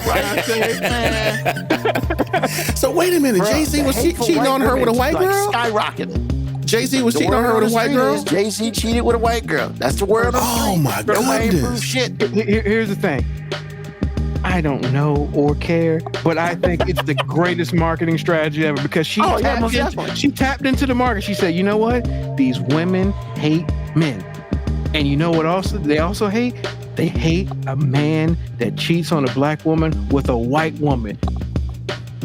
I did not know that. She went draw 2, draw 4. And reverse. You know what I'm saying? She bow, got your ass. And you didn't say uno, bitch. 2 more. I did not know that. But why was it be Becky with the good hair if she's a white girl, though? Because, I mean, by default, white women have It ain't too many black girls named Rebecca. Like I said, and lyrically, black people with good hair. Yeah, it was just a reference. Better call Becky with the good hair. Understood. I just learned something today. Yo, man. I'm just saying the Beyonce effect is like that proves it right there. Because like she was already the number one. She was already on top. Yeah. She drops Lemonade and it's just like, oh, bitch. Bruh. Because at that point in time, everybody was loving her. Yeah. Except a small group of people. Black who? women didn't really they loved her, but they didn't like love her. No, after this shit, the Beehive went crazy. See, here's the thing. It's not that they didn't love her, because Beyonce's fans loved her. But what it was when she dropped that Lemonade album, now she became relatable to them. Because at first, when she was like, if you like, you should have put a ring on it, you know, she's showing off her big ass rock to Jay-Z. Yeah. It's like these women are like, hey, we love you because you're like dreams, you know, you're the goal. But like, we can't relate to you. But you start talking about a nigga cheating on you? Oh, bitch. Bruh. You can come over now. We cool. We on the same level now. Yeah. And here's the thing, right? You mean yo good ass man? From what we see, yo good ass man doing the same shit this nigga Reggie doing? Yeah. He said Reggie. He got a white name. girl too? Man, Reggie. man, stop it. So wait a minute. And he called her Beck. She called her Becky. So you mean to tell me she's not relatable when she was crazy in love and, you know, Bonnie and Clyde 2008? Hell no, she wasn't relatable? No. It's not that she wasn't relatable. She was a goal. She was a goal. Okay. When she did Lemonade, now she's relatable. So that sliver of demographic that couldn't rock with her because her life was seemingly perfect. Now that it's imperfect, I see you now. And you know what also happened? Okay. Ticket sales went up to $1,000 a goddamn ticket. Well, I mean, when you're relatable, people want to relate to you. Exactly. She was selling out. Yeah, she was. Craziness. Like I said, man, like women kill love music, man. They and look, ladies, if you feel some type of way about it, I'm just as mad as you should be. You know what I'm saying? I'm just as mad about it as you should. Because look, love music was important to dudes. You know why it was important? Because they were saying all the shit that we didn't want to say. But we could throw that bitch on, boom. Bro. And you know, he's saying it for me. There's nothing like a good get back in track, for real. Man. Babyface. But that was in the 80s and 90s. You can't use those. Like you said, there's no more new ones. Shit. AG, this is the babyface effect is important though. No, I'm not saying it's not important. Babyface was writing a lot of songs for people that were becoming big because he was always focusing on the man part of relationships, which is apologizing. Right. And that is our portion. I'm sorry. In line, because it's important to lie. Because you gotta say, I'll never keep a secret, girl. I'll never tell a lie. And AG, if you sit here and tell me today, if you play the Babyface song talking about, I'll pay your rent, I'll cook your dinner too, soon as I get home from work. I don't know, Ruben. We're old. That shit don't work. Man, wait, hear me out. Hear me out. It won't work today, Ruben. It won't work exactly. today. I feel like we're old guys saying old stuff will work, man. We're old guys, bro. Today, sir. No, man, that's like that'll work for an age group of demographic that we should be talking to. But like the modern chick, they don't want to hear all that. That's shit. almost like when we were in our 20s. Is Barry White really a get back in song? It's not, bro. No. That's something our dads would play for our moms to get back in, man. I don't know if it's gonna be effective. And the thing is, the reason why that's so important to me, based on what we're talking about, is like Mo said, there's nothing like that out here right now. I'm surprised nobody's covered that shit. Why? Honest. It's a song that no one can relate to. Everybody's talking about either boning or you ain't nothing. I mean, man, the genders are really either nonchalant and aloof, or they just hate But here's the thing. Like I said, man, promise you. I'm just telling you, we need it, man. Like, ladies, I'm telling you, if Chris Brown remade that song, shit's over. I hope he does, because that's what it's going to take. I agree with you, and that's what it's going to take. But as is, no way. No way. Chris Brown is the only person right now that could save R&B music, but won't. And the reason he won't is he because wants to be a rapper. He makes too much money keeping the same image, like, because he's almost a fucking unicorn. Cause like he can sing, he can dance. And it's not, but that's not why he's a unicorn. He can sing, he can dance. He's a hybrid now because he's got all the tattoos, but he still got a baby face. So he still kind of looks like he Kobe Bryant that shit, man. He still looks like the cute, innocent, sweet kid, but you know he'll whoop a bitch ass. So it's like I'm so glad you said that.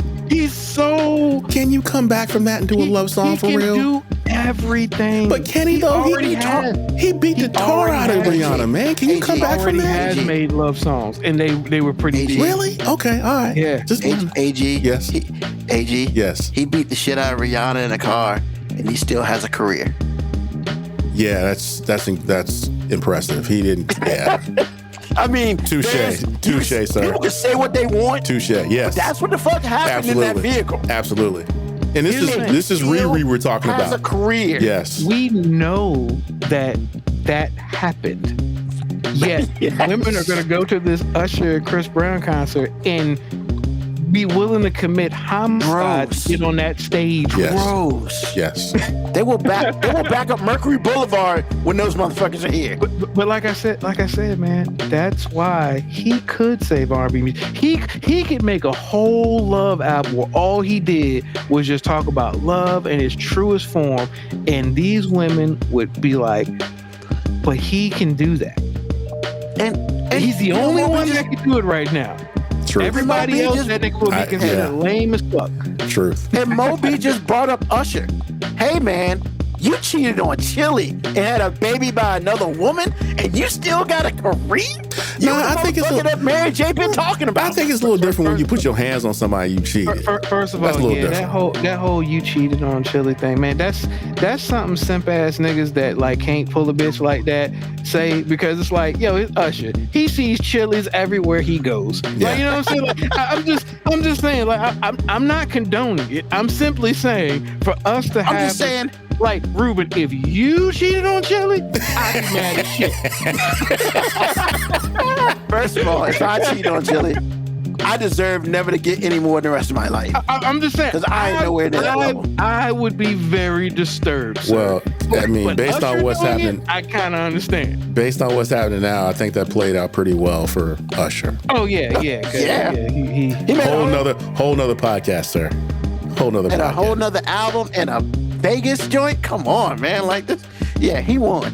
He did. Once again, in so many ways. Yeah, in so many ways. AG's right. Like, it's different when we talking about like physical violence towards a woman. Like, and the thing is, the reason I specified that we know that happened, like, because there have been allegations on lots of people that as long as there are allegation and there's no hard line proof, there's always going to be a contingency of people that's like, I don't necessarily believe that, or she could be. And we saw her face. Because people want to do that. But like, we saw her face, and it was like, not only did we see her face, we didn't really get any definitive, I ain't do that shit from Chris Brown. It was all like, hey, you know, he denied nothing. He just said nothing. He ain't lied. He just said nothing to see here. No, actually, I think if I'm not mistaken, I think he doubled down and was showing like scratches on his face that she got. So it was like, all right, cool. Maybe she was fighting you too. But she got a black eye. You still get hurt. And once again, we've talked about this equal opportunity thing before. We don't know what happened in that car. Maybe that chick went solely crazy and just started attacking him while he was driving. So he had to punch her in the eye to be like, sit your ass down so we don't die. I don't know that didn't happen. But what I do know happened is he hit her. He hit her, and we know that happened. As long as that happened and he still has a career, like you said, that's he's a hybrid now, because now it's like Man. he's a bad boy that we know.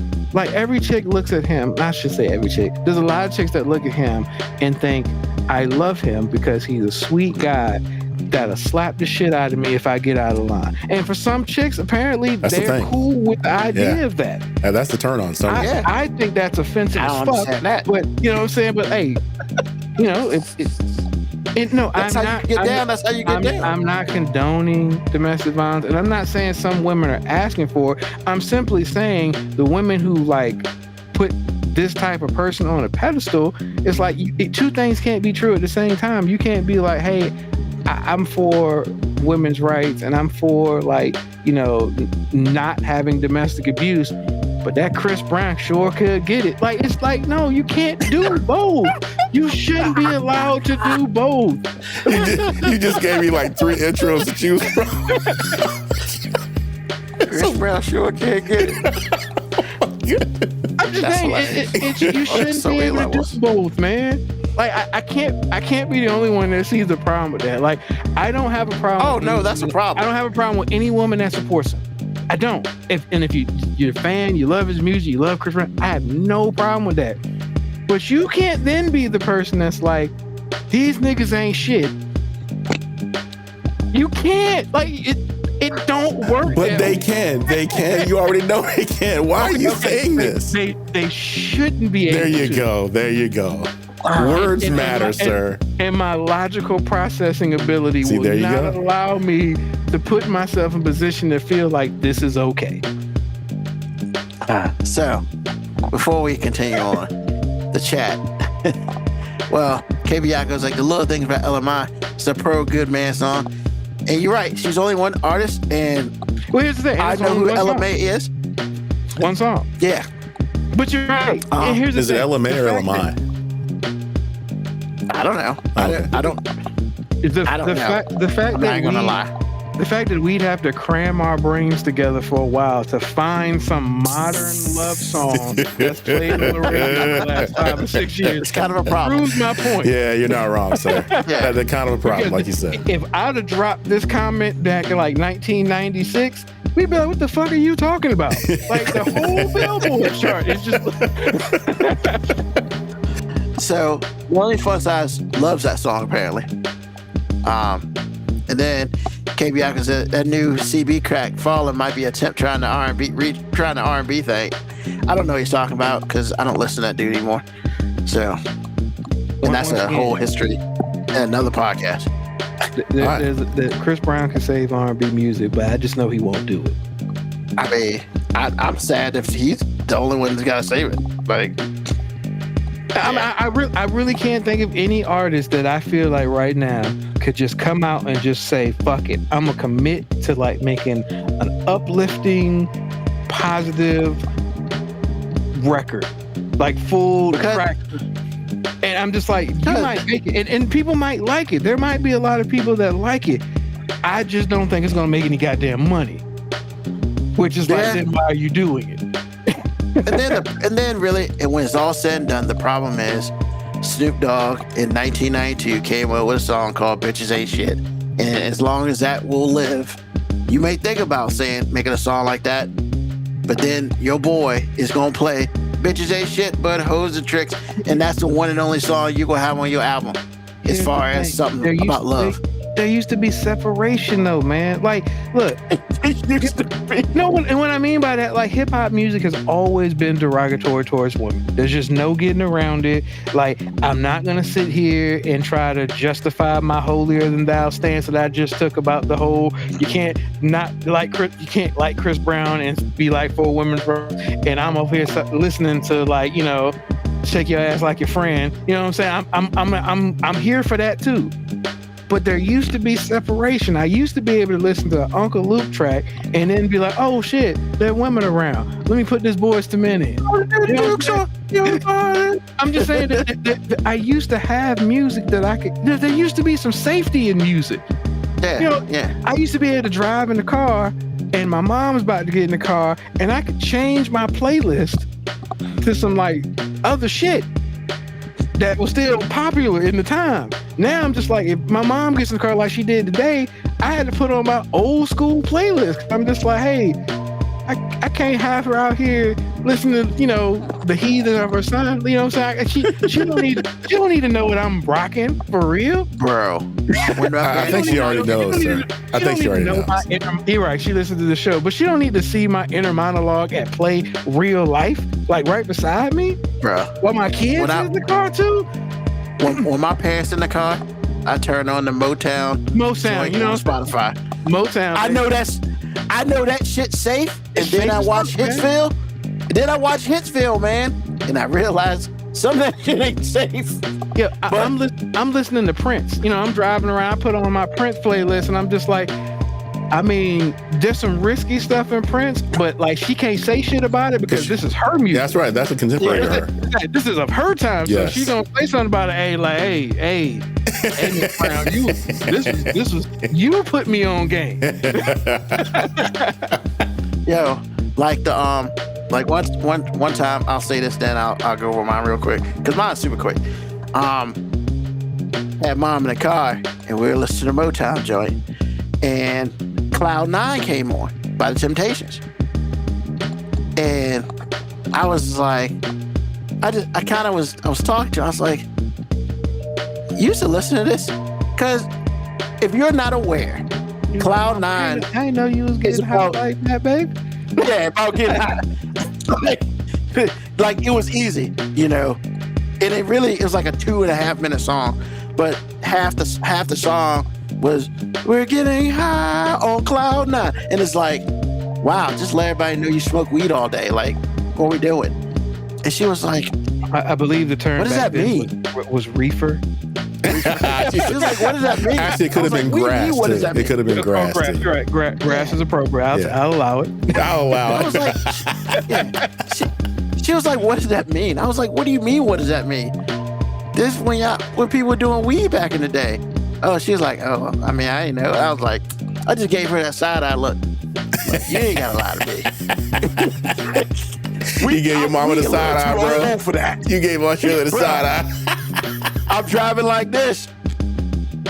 Man, she got the side eye hard, man. I was just like, come on, man. You can't. What you not gonna do is lie to me about this. Like, I understand, Mom, that you may not drink and all that stuff, but you on 30. Like, stuff, I'm pretty sure stuff got down a little bit differently back in the day. Don't try. You ain't got. Look, I love you. You ain't got a lot of me. I appreciate your mom for maintaining her class in that moment. She sure did. She was like, I don't know what you're talking about. I was like, I don't know what you're talking about. I mean, straight too, man. It was just like somebody put a Bible on her head and said, don't lie. And I was just like, really, Mom? This is what we doing? We doing this right here? Okay. I'm gonna let you do that. That's cool. All right. So the funny part about mine is very similar to Moby's, so it should be very quick. And so I don't have an answer to this. This is just from perception, because I have not experienced this. Now, my belief is that being married makes a man lose all of his emotions. Okay, explain that. So like right now, I'm a very emotional person. Right? Okay. Left, right, up, down. Everybody knows I'm emotional. I was watching The Pit today and I had a couple tears for no fucking reason. Kind of annoying, but it is what it is. Watching that show, I wouldn't agree with that, but okay.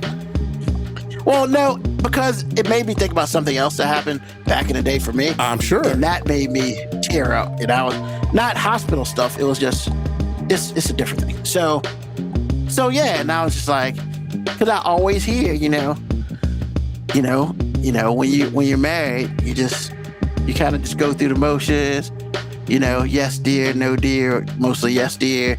And, it almost seems like men become emotionless the longer they're in a marriage, And I have a lot of friends, a lot of family who is married. And, it's always, yeah, you should get married, but no, you really don't, because all this happens, whatever. So that was my thing today. I was like, because I'm super emotional. And I do fear, like, if I were to get married, it would change me on a fundamental level, because as being a, zodiac sign Cancer, I am extremely emotional. So, like, sad. Never heard you make a Zodiac reference before. That was wild to hear you. So this goes. Hey man, just because I don't talk about it, I don't mean I don't know about it. You know what I'm saying? So, but yeah, okay. That's my point today.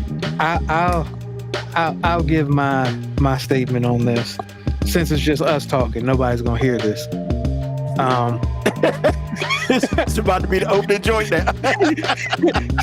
Look at AG. Look at AG. I'm just saying, it's just us. You know what I mean? Nobody here. You know what I'm saying? But it's not that marriage makes men emotionless. Marriage makes men aware. And what I mean by aware is, like, right now, Ruben, you have the luxury of feeling like your emotions fucking matter. And when you get married, and the longer you get married, the longer you've been married, you realize, don't nobody give a fuck about how I feel. So why do I even need, like, these emotions are just kind of in the way. It's not that you stop having emotions. You just realize that don't nobody give a fuck. Like, at the end of the day, like, if you're sad, okay, cool. You still gotta go do shit. If you hurt, you still gotta go do shit. You tired? You still gotta go do shit. So it's almost. So is that a yes? Yes, it's because it's preservation. Like, emotionless is a defense mechanism. It's a survival tactic. That's why when you see them old men, like when you see a dude that's been married 50, 60 years, that nigga always cool as shit, ain't he? You'll never see a dude that's been married for like longer than like 20, 30 years that ain't just cool as fuck. Like, it just don't seem like nothing bothers him. That's survival. That's all that is. That's a survival mechanism. He realized like 20, 30 years ago, I can't be out here feeling shit because don't nobody give a fuck. I'm just gonna hold it on the road. You know what I'm saying? Like, you just get into cruise control when it comes to emotions. You know what I'm saying? You just set that bitch and you just say, I'm gonna sit here and I hope I'm not going too fast or too slow, because I'm gonna be wrong. Because as when it comes to a man and emotions in the relationship, you're always wrong. It doesn't matter, because your emotions are always wrong, because if they don't coincide with her emotions, they're wrong. Happy wife, happy life. Hence, you can't be happy and she not be happy. Your emotions don't matter no more, man. AG, what are your thoughts? Mine is going to equal the same thing coming from the other direction. I'm sitting there cooking, preparing for the week and all that. And my wife and I got into a conversation. I told her, I was like, listen, women can do a lot of things. And the reason why they can do a lot of things is because their lives won't change.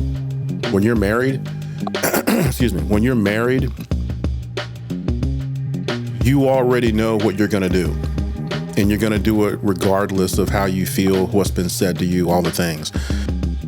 Partly that's the reason why we kind of chuckle at you when you take these stances as a single person, because like you said, you have the luxury to matter. With women, and it's their superpower, she can call you out your name. She can call your mom out her name. But guess where you're going to pay that bill? You're going to go to work. You're going to pay that mortgage. You're going to make sure that you apologize for whatever your mom did. You probably call your mom and say, never coming over to see you anymore, because that's actually the choice you have to make. And you'll be upset and mad, but you're still going to do it. My hope for you is that you marry somebody who is kind, because that's what it's going to take for this not to become a problem. But the construct is absolutely true, 100%. My wife included. There are things, now, again, for me, I spend a lot of time in the film room. So my life feels different than yours is going to feel. because I already know what's coming. Plus, she's super nice. Naturally, she's super nice. That matters. She's a kind soul. If you have anything less than that, what we're talking about is actually going to be a problem. Like a big problem. Yeah. So I'm just letting you know, 2 or 3 things in this situation are true at the same time. But at the end of the day, we meet in the same club. But the cool thing about this, the thing I thank God for about this situation though, is that because you're a man, you're built for this. Absolutely. There's not a woman standing that can handle that kind of pressure and disrespect and still go out and perform at a high level every day. They're not built for it. They can't do it. Now they say they can, but I've seen it and they fail miserably 10 times out of 10. You, sir, are built to get less and perform more. And not only that, man, you're great at compartmentalizing, and that's going to be the key. Yeah. To yes. Yeah, I'm just saying. You laughing, but he's telling the truth. No, it's the key, man. It's like, look, man, there's only one person in my relationship that's allowed to take shit personal, and I ain't it. I can't take nothing personal. And when I do, I still have to come back and apologize later because I made the mistake of fucking taking something personal. That part. Hey, look, baby, I know you was just tired and everything. And, you know, that's on me. You laughing, but he's telling he preaching to you I'm right not, now. I'm laughing. This is a red table moment, sir. Time. This is a red table moment right now. If you listen to any, and I'm not saying that, and I'm not saying that in like in a demeaning way. That's just the truth. There's only one person that can take stuff personal, and it's not me. Because if I took stuff personal, I would just be angry all the time, and then I'm the problem. yes, There can only be one problem in the relationship, and the person always has a penis. And once you realize that you are the problem, most of the time, whether that's actually the case or not, you still have to treat yourself as if you are the problem. And once you can do that, you can become that cool old dude that's like been married for 50, 60 years, and you just like, hey man, that nigga always so chill because he's the problem. And he knows it. He's aware of it. self-aware. He works every day to be less of a problem. That's his goal. His whole goal is when he wakes up, I don't want to be too much of a problem today. That's it. I just see if we can make this day go by smooth. So, But you can't say that out loud though, because then you're more of a problem. Don't say what we're saying out loud. That's what I said. It's just us talking. Exactly. It's just us talking. And actually, put Moco Cowboys comment on the board, Yeah, I was going to do that. because that's exactly what the headspace you need to be in. Sorry, I took what you said at face value. That's on me. And that sounds sarcastic. You probably shouldn't say it that way, but that's the equivalence of what you're saying. Almost every disagreement I've ever got in with my wife, at some point in time, I had to acknowledge that I was the fucking problem. Did I have to actually believe I was the problem? Not important. I just have to acknowledge it. No, Root, I gotta tell you, it's not important, Ruben, because you have a problem with like not wanting to be wrong. And I'm telling you, you gotta be okay with like the wrong answer being the right one sometimes. So, and you just, it's gotta be a hard stop. Like, you gotta be like, no, I didn't do shit wrong. I am not the problem here. And when she walks in the room, you gotta go, I'm sorry, I fucked this up. Sounds like a whole lot of, we just gonna date forever, baby. No, what AG, what did I just say? I said Babyface did an important thing. He lied. Like, every good relationship is based on the man's ability to lie correctly. Yes. I ain't saying lie like a deceitful lie. I'm saying, yeah, that was my fault. See what I did right there? It probably wasn't my fault, but I'm gonna say it was my fault because that's an important lie. That's an important lie. KVACO, some cats have the superpower of gaslighting for fun. no idea how they do that. Yeah, that comment has nothing to do with our show and the people on it, but they certainly have something. And we talked about this like 2 months ago. Pimps can do that. KBICO pimps can do that. Mere mortals like on this show, we can't do that, sir. Nah, man, I got. I'm never getting married. I got too much care in me. I got too much natural compassion to like ever like truly pimp down. Like where I'm just gonna be disrespectful all the time and not give a fuck. You can't do it. Built for it. I'm just not built for it. But you're close, man. though. You're close. Yeah, I can have a moment. You know what I'm saying? Like, you know, I ain't built because like I want to tell you something. Both of y'all had something because I listened to a show Friday, and Ruben, you're really funny about the thing about spitting on you. Oh, that was hilarious. But you are so close to being a pimp. You don't even understand. Because your emotions are so like low level. It's just like, is your mom just like, me? Yeah. Oh man, because we were talking about, remember that time we was talking about, when Dak Prescott got spit on? Oh yeah. Bruh, yeah. that was freaking hilarious. I know how I react. Oh my goodness, that was hilarious. I had to tell you that. It was hilarious. It's not that type of party. Huh? It is not that type of party. Oh, exactly. Ever. Your response is crazy. But yo, man, you are the closest one of us three. If I were to bet money on who could be a pimp, I'd bet the farm on you. You close. Man, you might lose some money. Because he was talking about the time that it was someone you liked, but you were taking it really slow. And she called you out in front of a group of friends about what she wished you would do. In a really malicious way, and it was foul what she did. So what he did in response did exactly what she asked for, and he was the problem. But why did you call him out? Why did you call him out? All you had to do was have a conversation. Hey, I'd really like it if you... No. She decided to call him out in front of their group of friends, in earshot of him, but not talking to him. It was completely disrespectful. And the way that when he says he has pimp moments, yeah. And that moment was so important to my life. I'm so glad she did that. No, I'm saying I won the game of life after that moment, because one of the people in that room when I was being disrespected is my wife. She was in the room. And she told him he was wrong for that. She called him the next day and said, "You wrong for what you did." But was he? Was he really? But that shows you a lot about what we're trying to tell you. Because honestly, if Winter was a dude, be high fives everywhere. Because what she did to him was foul. Not Winter, but the girl in question. What she did to him was foul. And the way she went about what she needed from him was unnecessary. And it was embarrassing. And I'm like, why would you? And he paid her back in kind, doing exactly what she said that she wanted.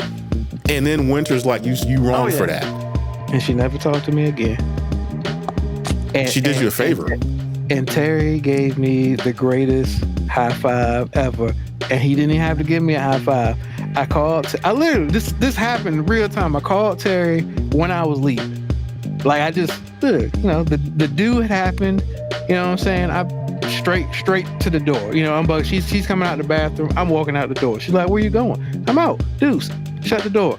I called Terry. I'm like, "Yo, I gave her what she wanted." And he was like, "What are you talking about?" Because he was in the room too. I gave her what she wanted. And he was like, "My nigga." That's all I needed. I was just like, "Yo, thank you." That's how I'm telling you, man. But like he said, everything. There were witnesses. There were multiple witnesses to this entire sequence, and at the end of the day, he was the problem. I remember being like that when I was younger. Like I was unnecessarily cold back in the day. Like South Antarctica cold. I did some shit in my day I'm not proud of. See, but I don't like being like that. You know what I'm saying? Like I don't even though I did it and it wasn't difficult to do, it was just like, I don't want to live like this, man. I mean, I'm sure it was one of those moments where just because you can do something doesn't mean you should. However, she kind of had it coming. Now In this situation, I'm just saying, I joke about it now, but it wasn't one of those things where, like, in the moment, like, I was proud of myself. I was just like, because, as I say in the story, I really did like her.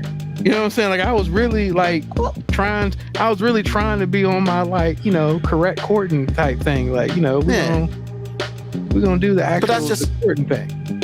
That's just like and the same I didn't realize I was just some dick. And I was like, cool.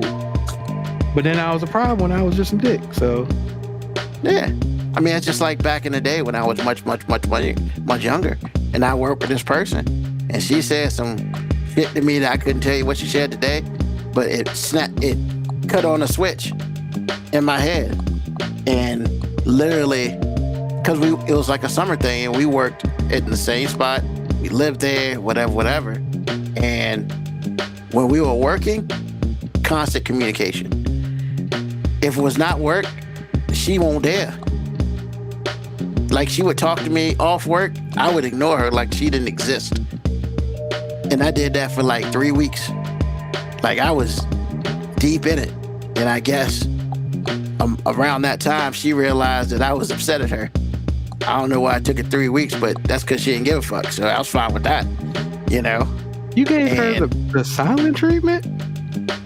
Well, I gave it a silent treatment on things that weren't work responsible. Yeah, I know what you said. That's still the silent treatment. I never knew a man could successfully pull the silent treatment. He's told you the story like 3 or 4 times. But I've never processed it to the point where I was like, it was the silent treatment. Like, I've never heard of a scenario where a guy gave the silent treatment and was that committed to it. Like, dog, you're like life goals, dog. Like, I'm not that committed. Because at a certain point in time, I'd be like, hey, look, I really don't want to talk to you, and I'd appreciate if you didn't talk to me. Like, let's just keep. But pushing. I couldn't do that because we work together.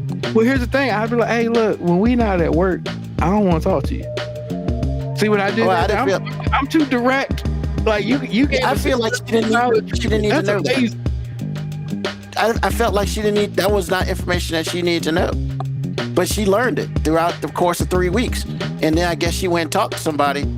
And Ruben, that's 3 weeks of energy ignoring someone. I don't have that, bro. It wasn't even energy.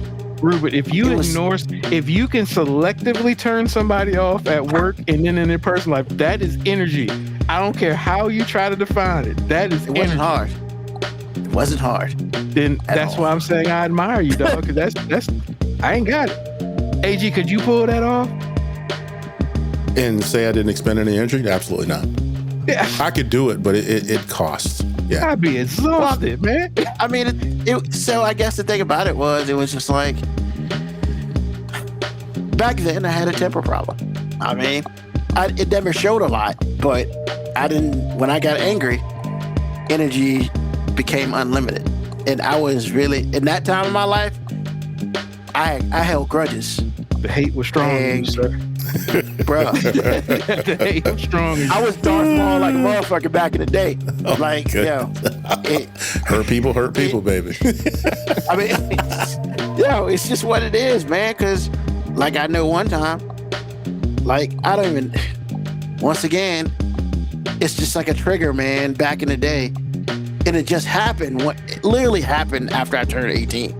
And for some people, like, if you hit that switch, it's like, I mean, how could I be mean to you without directly being mean to you? I mean, like this one person, I don't even know what it was or whatever, but what I would do with her, like, she said something to me, I didn't appreciate it. So I was overly nice to her whenever we were in a group. But solo, once again, silence.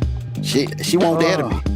I'm getting exhausted just thinking about all that. I was committed, bro. I was committed.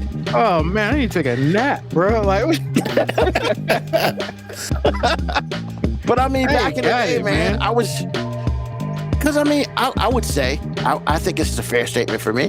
Back in the day when I was younger, I really wasn't mad about a lot. There was not a lot to be mad. I mean, I went through I got bullied and shit in school, whatever, but that's what it was, And I really wasn't, like, mad. And I never really had any power. So I never knew how to deal with things such as that. And so it is very different to go from never having power over anything, and then one day you realize, you know, you have a little bit more power than you think over people. And, you know, I would say I was using it for a lot more evil than I was for a lot more good. And back then I felt like if you fell into that, I mean, there was no energy limit. Like I had to star on Mario Brothers, bro, all day, as long as I felt it. Yo, I was gleaming and was like, whatever, we can do this shit all day. What does Captain America say? You know, I can do this all day. And back then, certain things, yeah, when you got me upset, I could do it all day. Sir, I admire your determination. Too lazy to hold a grudge, man. I've said it before, man. I'm way too lazy to hold a grudge, man. It takes too much energy, man. I try to live my life as efficiently as possible. I haven't gotten to that. I haven't been there since, 20, 30 years. Like, I've never really gotten that mad. That's why I'm happy most of the time, because I don't want to be that. That's a bad place to be. I mean, for anybody, Boko Cowboy was see Dark Rubin feeling hard. You got to go back when I was younger. When I was younger, there's a lot of stuff that I was, you thought I was paying that now? Nah, man. I was a dude on the team who did everything but clean up and left. And left you around to clean up after my tornado wake. That was me back in the day. There's an evil version of you in some other multiverse. Nobody wants that. Nobody. Hell, I don't want that, so I know nobody else wants that. Craziness. AG, man, what's on your mind? Ladies, as you're telling the world what men should do for you, it would be nice for you to say what you need to be doing for men, what your obligations are to men. And that's all that's on my mind. Obligations. Obligations. Because it seems to be there's only one side of the situation all the time. Men have to be this, men have to be that, all the things. And I told my wife this today. I have not met one woman ever that has laid out what she owes the relationship. Not one. Sounds more like the R word. Oh, reciprocity? Nope. Yeah. Responsibility. Well, that too. So it's just like, hey, I'm just letting you know, at some point, if you don't have a plan for me, you're not going to be with me. And that's a categorical statement because I'm married. But at some point, all these high-level men, you're going to have a plan for these people. Yeah. Or you're not going to be with nobody. You got to have a plan. If you come into the relationship empty-handed, asking for a whole bunch of stuff, at some point, it's going to cost somebody. So just letting you know, that's what's on my mind. Just like you, the wicked witch of the West man, somebody just throwed a whole bunch of responsibility on you. I'm melting. Well, whatever. Get a bucket and get it together. That's what accountability does to them. Not accountability. That too. I mean, it's kind of same. Well, not same thing, but same. I'm about to say that there's same tree. The same tree, though. I know a lot of responsible women. I don't know too many accountable women. Those are two different statements. I mean, yeah. Moby, man, what's on your mind? First of all, I'd like to apologize to. Why are you laughing, man? It's so crazy. But let him get it out, though, man. Sorry, man. You're not wrong, but let him get it out. Yeah, I feel like I'm about to disappoint you because I was about to apologize to my mom because I know she's gonna be listening to the show because she was talking to me earlier about how she thinks you hate women and you need to do better. That's a real statement. I didn't say that. She said she thinks you hate women, Ruben, and you need to do better. Ruben? Yeah, Ruben. Really? She thinks I hate women? Yeah, she thinks you hate women, man. Wow, I didn't see that coming. I thought you were saying she said that about me. I was like, whoa, like, all right. I mean, I mean, when I find one, I could probably do better. I mean, and she just said she thinks you hate women. I was like, okay. So I don't know what we got, how we got here. How did we land here? But I mean, it seems like Ruben spends a lot of time about talking about the woman he wants, right? You see, I think my mom is mistaken Ruben's natural ability to hate with hating women. With hating women. I'm like, I get it. You know, he is a diabolical hater, but I don't think he hates women. Ruben's hate does not go into misogyny. Not even close. Not even close. No. I was like, she would have a better argument for saying that I hate women. Actually, my mom said that. That's what you said. Right, I did too. But my mom said the same thing about me.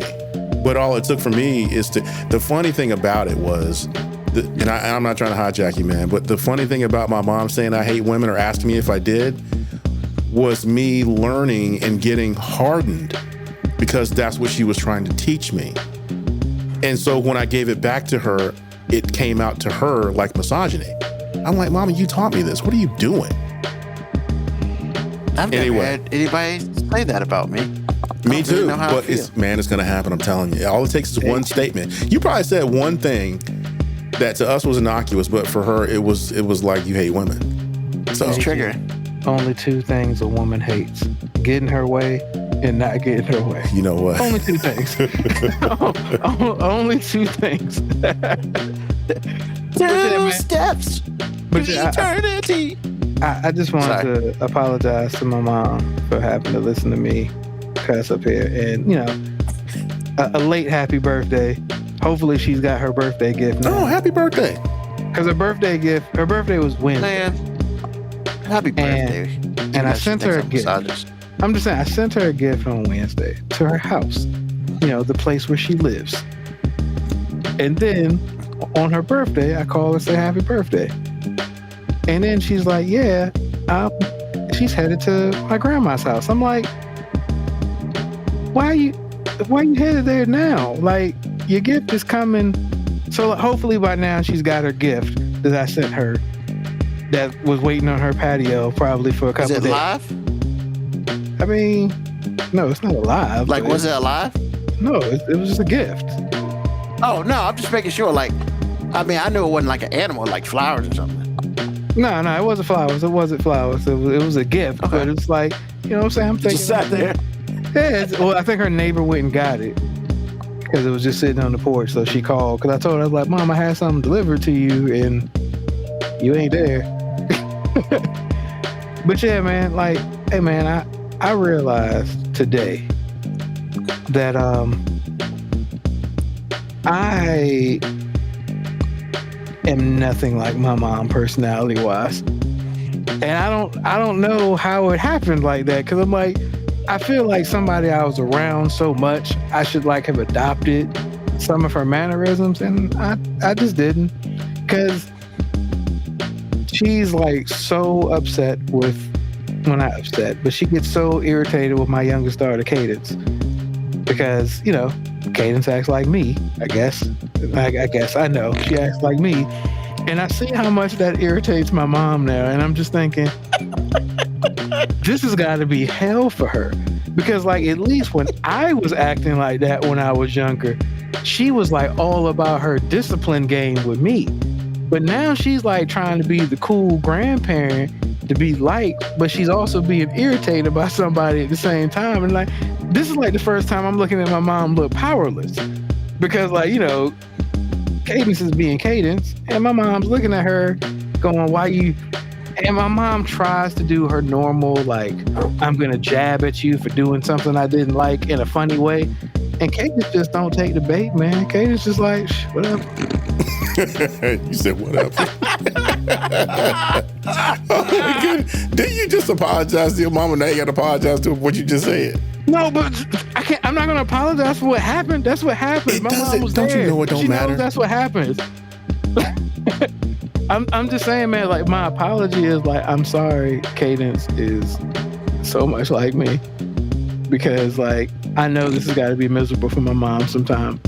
Because like when she talks to me now, I give my little smart aleck comments back to her, and she's like upset about it. But I'm grown, and I ain't really disrespectful with it, so we cool. But like with Cadence, I'm grown, so I can do that. No. You notice I put the "I'm not disrespectful" part in there too. I did. He did say that. He did. He led with that. He led with that. But I mean, I can see when Cadence, because Cadence ain't disrespectful at all. But I can just see it's like she ain't got no power, man. And to see my mom look powerless, like it almost hurts, because I'm just like, man, like I know you want to be so upset, but you can't. And then even if you were, you also know the person you be being upset with don't give 2 fucks. Like, oh my God, Cadence could just, like, she is next level on not giving a fuck, man. Like, she is what I aspire to be one day. I look at Cadence with jealousy sometimes. So I'm just like, yo, man, it'd be like 9 o'clock at night. Cadence tired. She go in her room, shut the door, go to sleep. You call her or something, she like, man, I don't give a fuck about nothing going on in the rest of the house. They ain't got nothing to do with me. Don't bother me. Like, this bitch could be burning down. Cadence is like, if that shit don't affect me in my room, I don't care. That's y'all problem.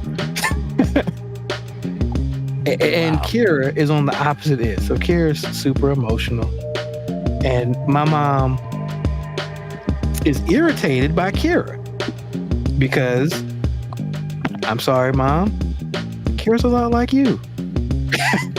and she tends to go up and down very quickly. Very quickly. And I'm sorry that, you know, on your birthday breakfast, you had to experience my greatest accomplishments at the same time. But look, we went to a place called Fancy Biscuit in downtown Richmond. Man, they got some of the best goddamn biscuits I've ever had in my life, man. But yeah, that's what's on my mind, man. I'm sorry, Mom, that you had to experience, you know, my offspring in the way you did. But happy birthday, and I'm truly thankful for everything you've ever done for me in my life. Oh, awesome. Well, thank you, sir. What's on my mind? So, first of all, I'm gonna say this, and I'm gonna say this with as much unnecessary passion as I should. Yo, man, the TV channel Investigation Discovery is wrong, man. It's wrong for this shit. It's just wrong for this shit, man. They be coming out with some good ass shows, man. And most of that shit's real.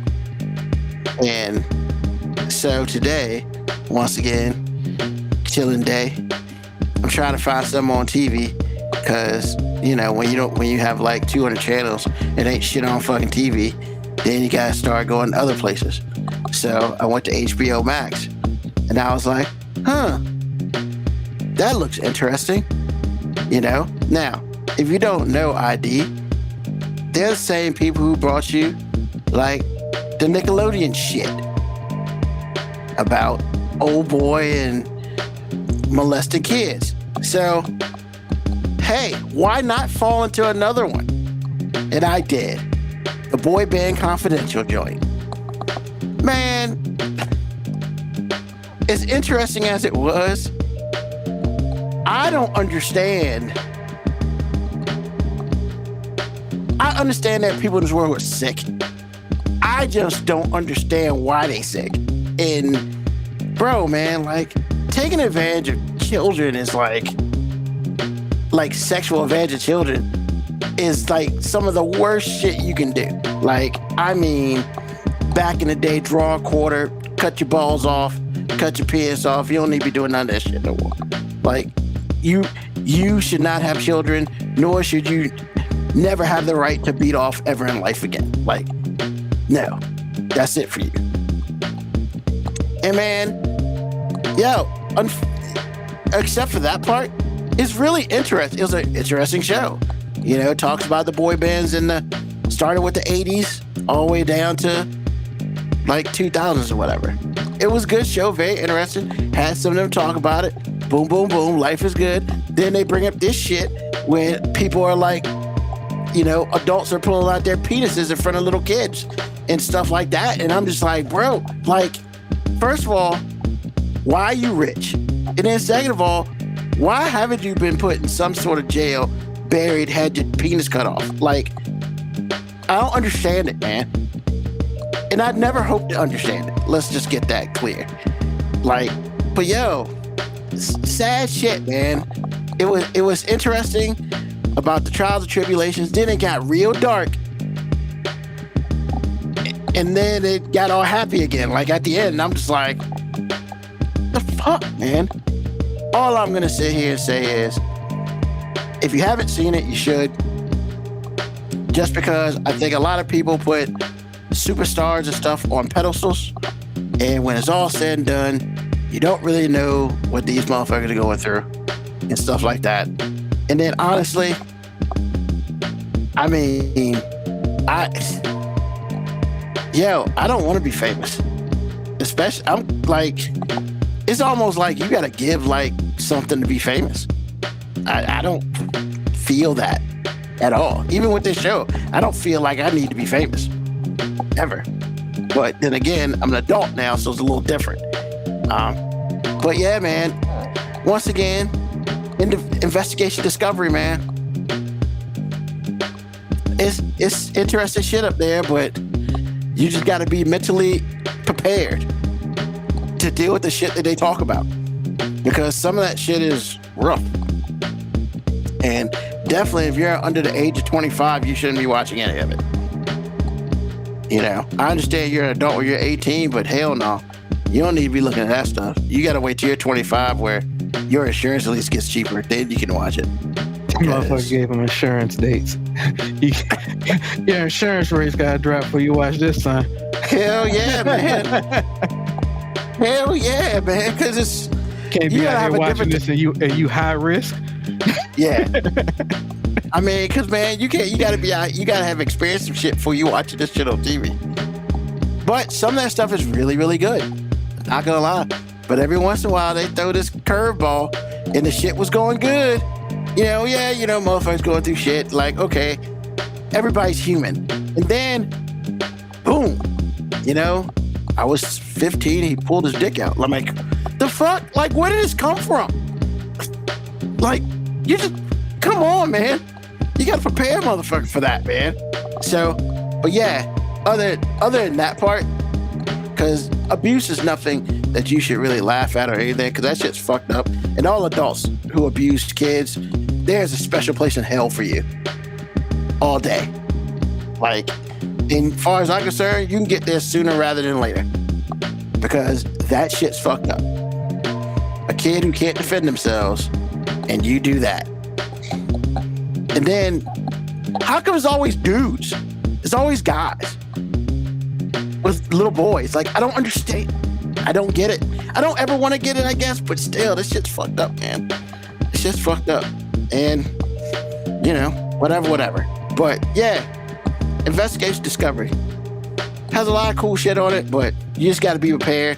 And like I said, I just want you to know that wasn't the greatest endorsement you just gave them. Hey, man, they ain't paying me. I'm just giving it to you real, son. Or maybe it was, because that's exactly what that show's about, or that channel's about. So maybe it was an endorsement. It talks about shit that nobody else talks about, but most of it is not good. Or it's not good. You know? I mean, they got a joint called Brad Killer. Like, what? Which is another reason. Is this possibly... Moco Cowboy, this is possibly the longest episode. I appreciate you still being here watching. So, yeah, man. Just, once again, if you got kids, they can't watch this shit. And if you're not 25, you can't watch this shit either. So, that's what it is. With that being said, thank everybody for joining us on an extremely long episode of 5 Minute Warning today. Hey, once again, we do this every Sunday at 9 p.m. Eastern Standard Time. Thank you for being here. Please tell a friend, tell an enemy, just tell somebody about us. Of course, thank you to Moby, thank you to AG. And hey, man, we'll be back next week at 9 p.m. doing this again. Hopefully not for this long, but definitely doing this again. Don't forget JTD Creations on Facebook. Hey, if you need stuff on Stanley Cups, shirts, hats, they got you. I'm not sure if they do underwear. I'll have to ask. I'll let you know next week. But definitely not kids. We don't do that kid shit here. So, with that being said, once again, thank you to JTD Creations. Thank you to Moby. Thank you to AG. Thank you to all of you for listening to the show, because you don't have to, but we appreciate that you do. And as always, we'll see you here once again, 9 p.m. Eastern Standard Time, live here on Twitch, on YouTube, and on my Facebook page. And of course, as we always do, peace, love, hair grease, soul, and deuces.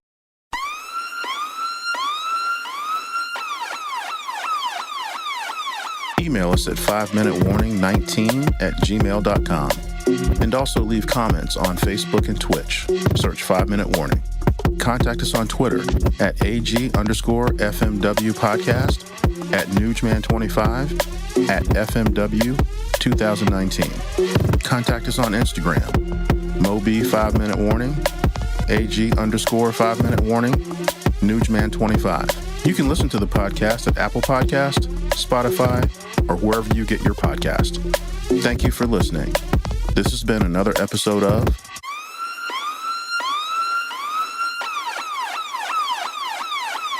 The 5 Minute Warning.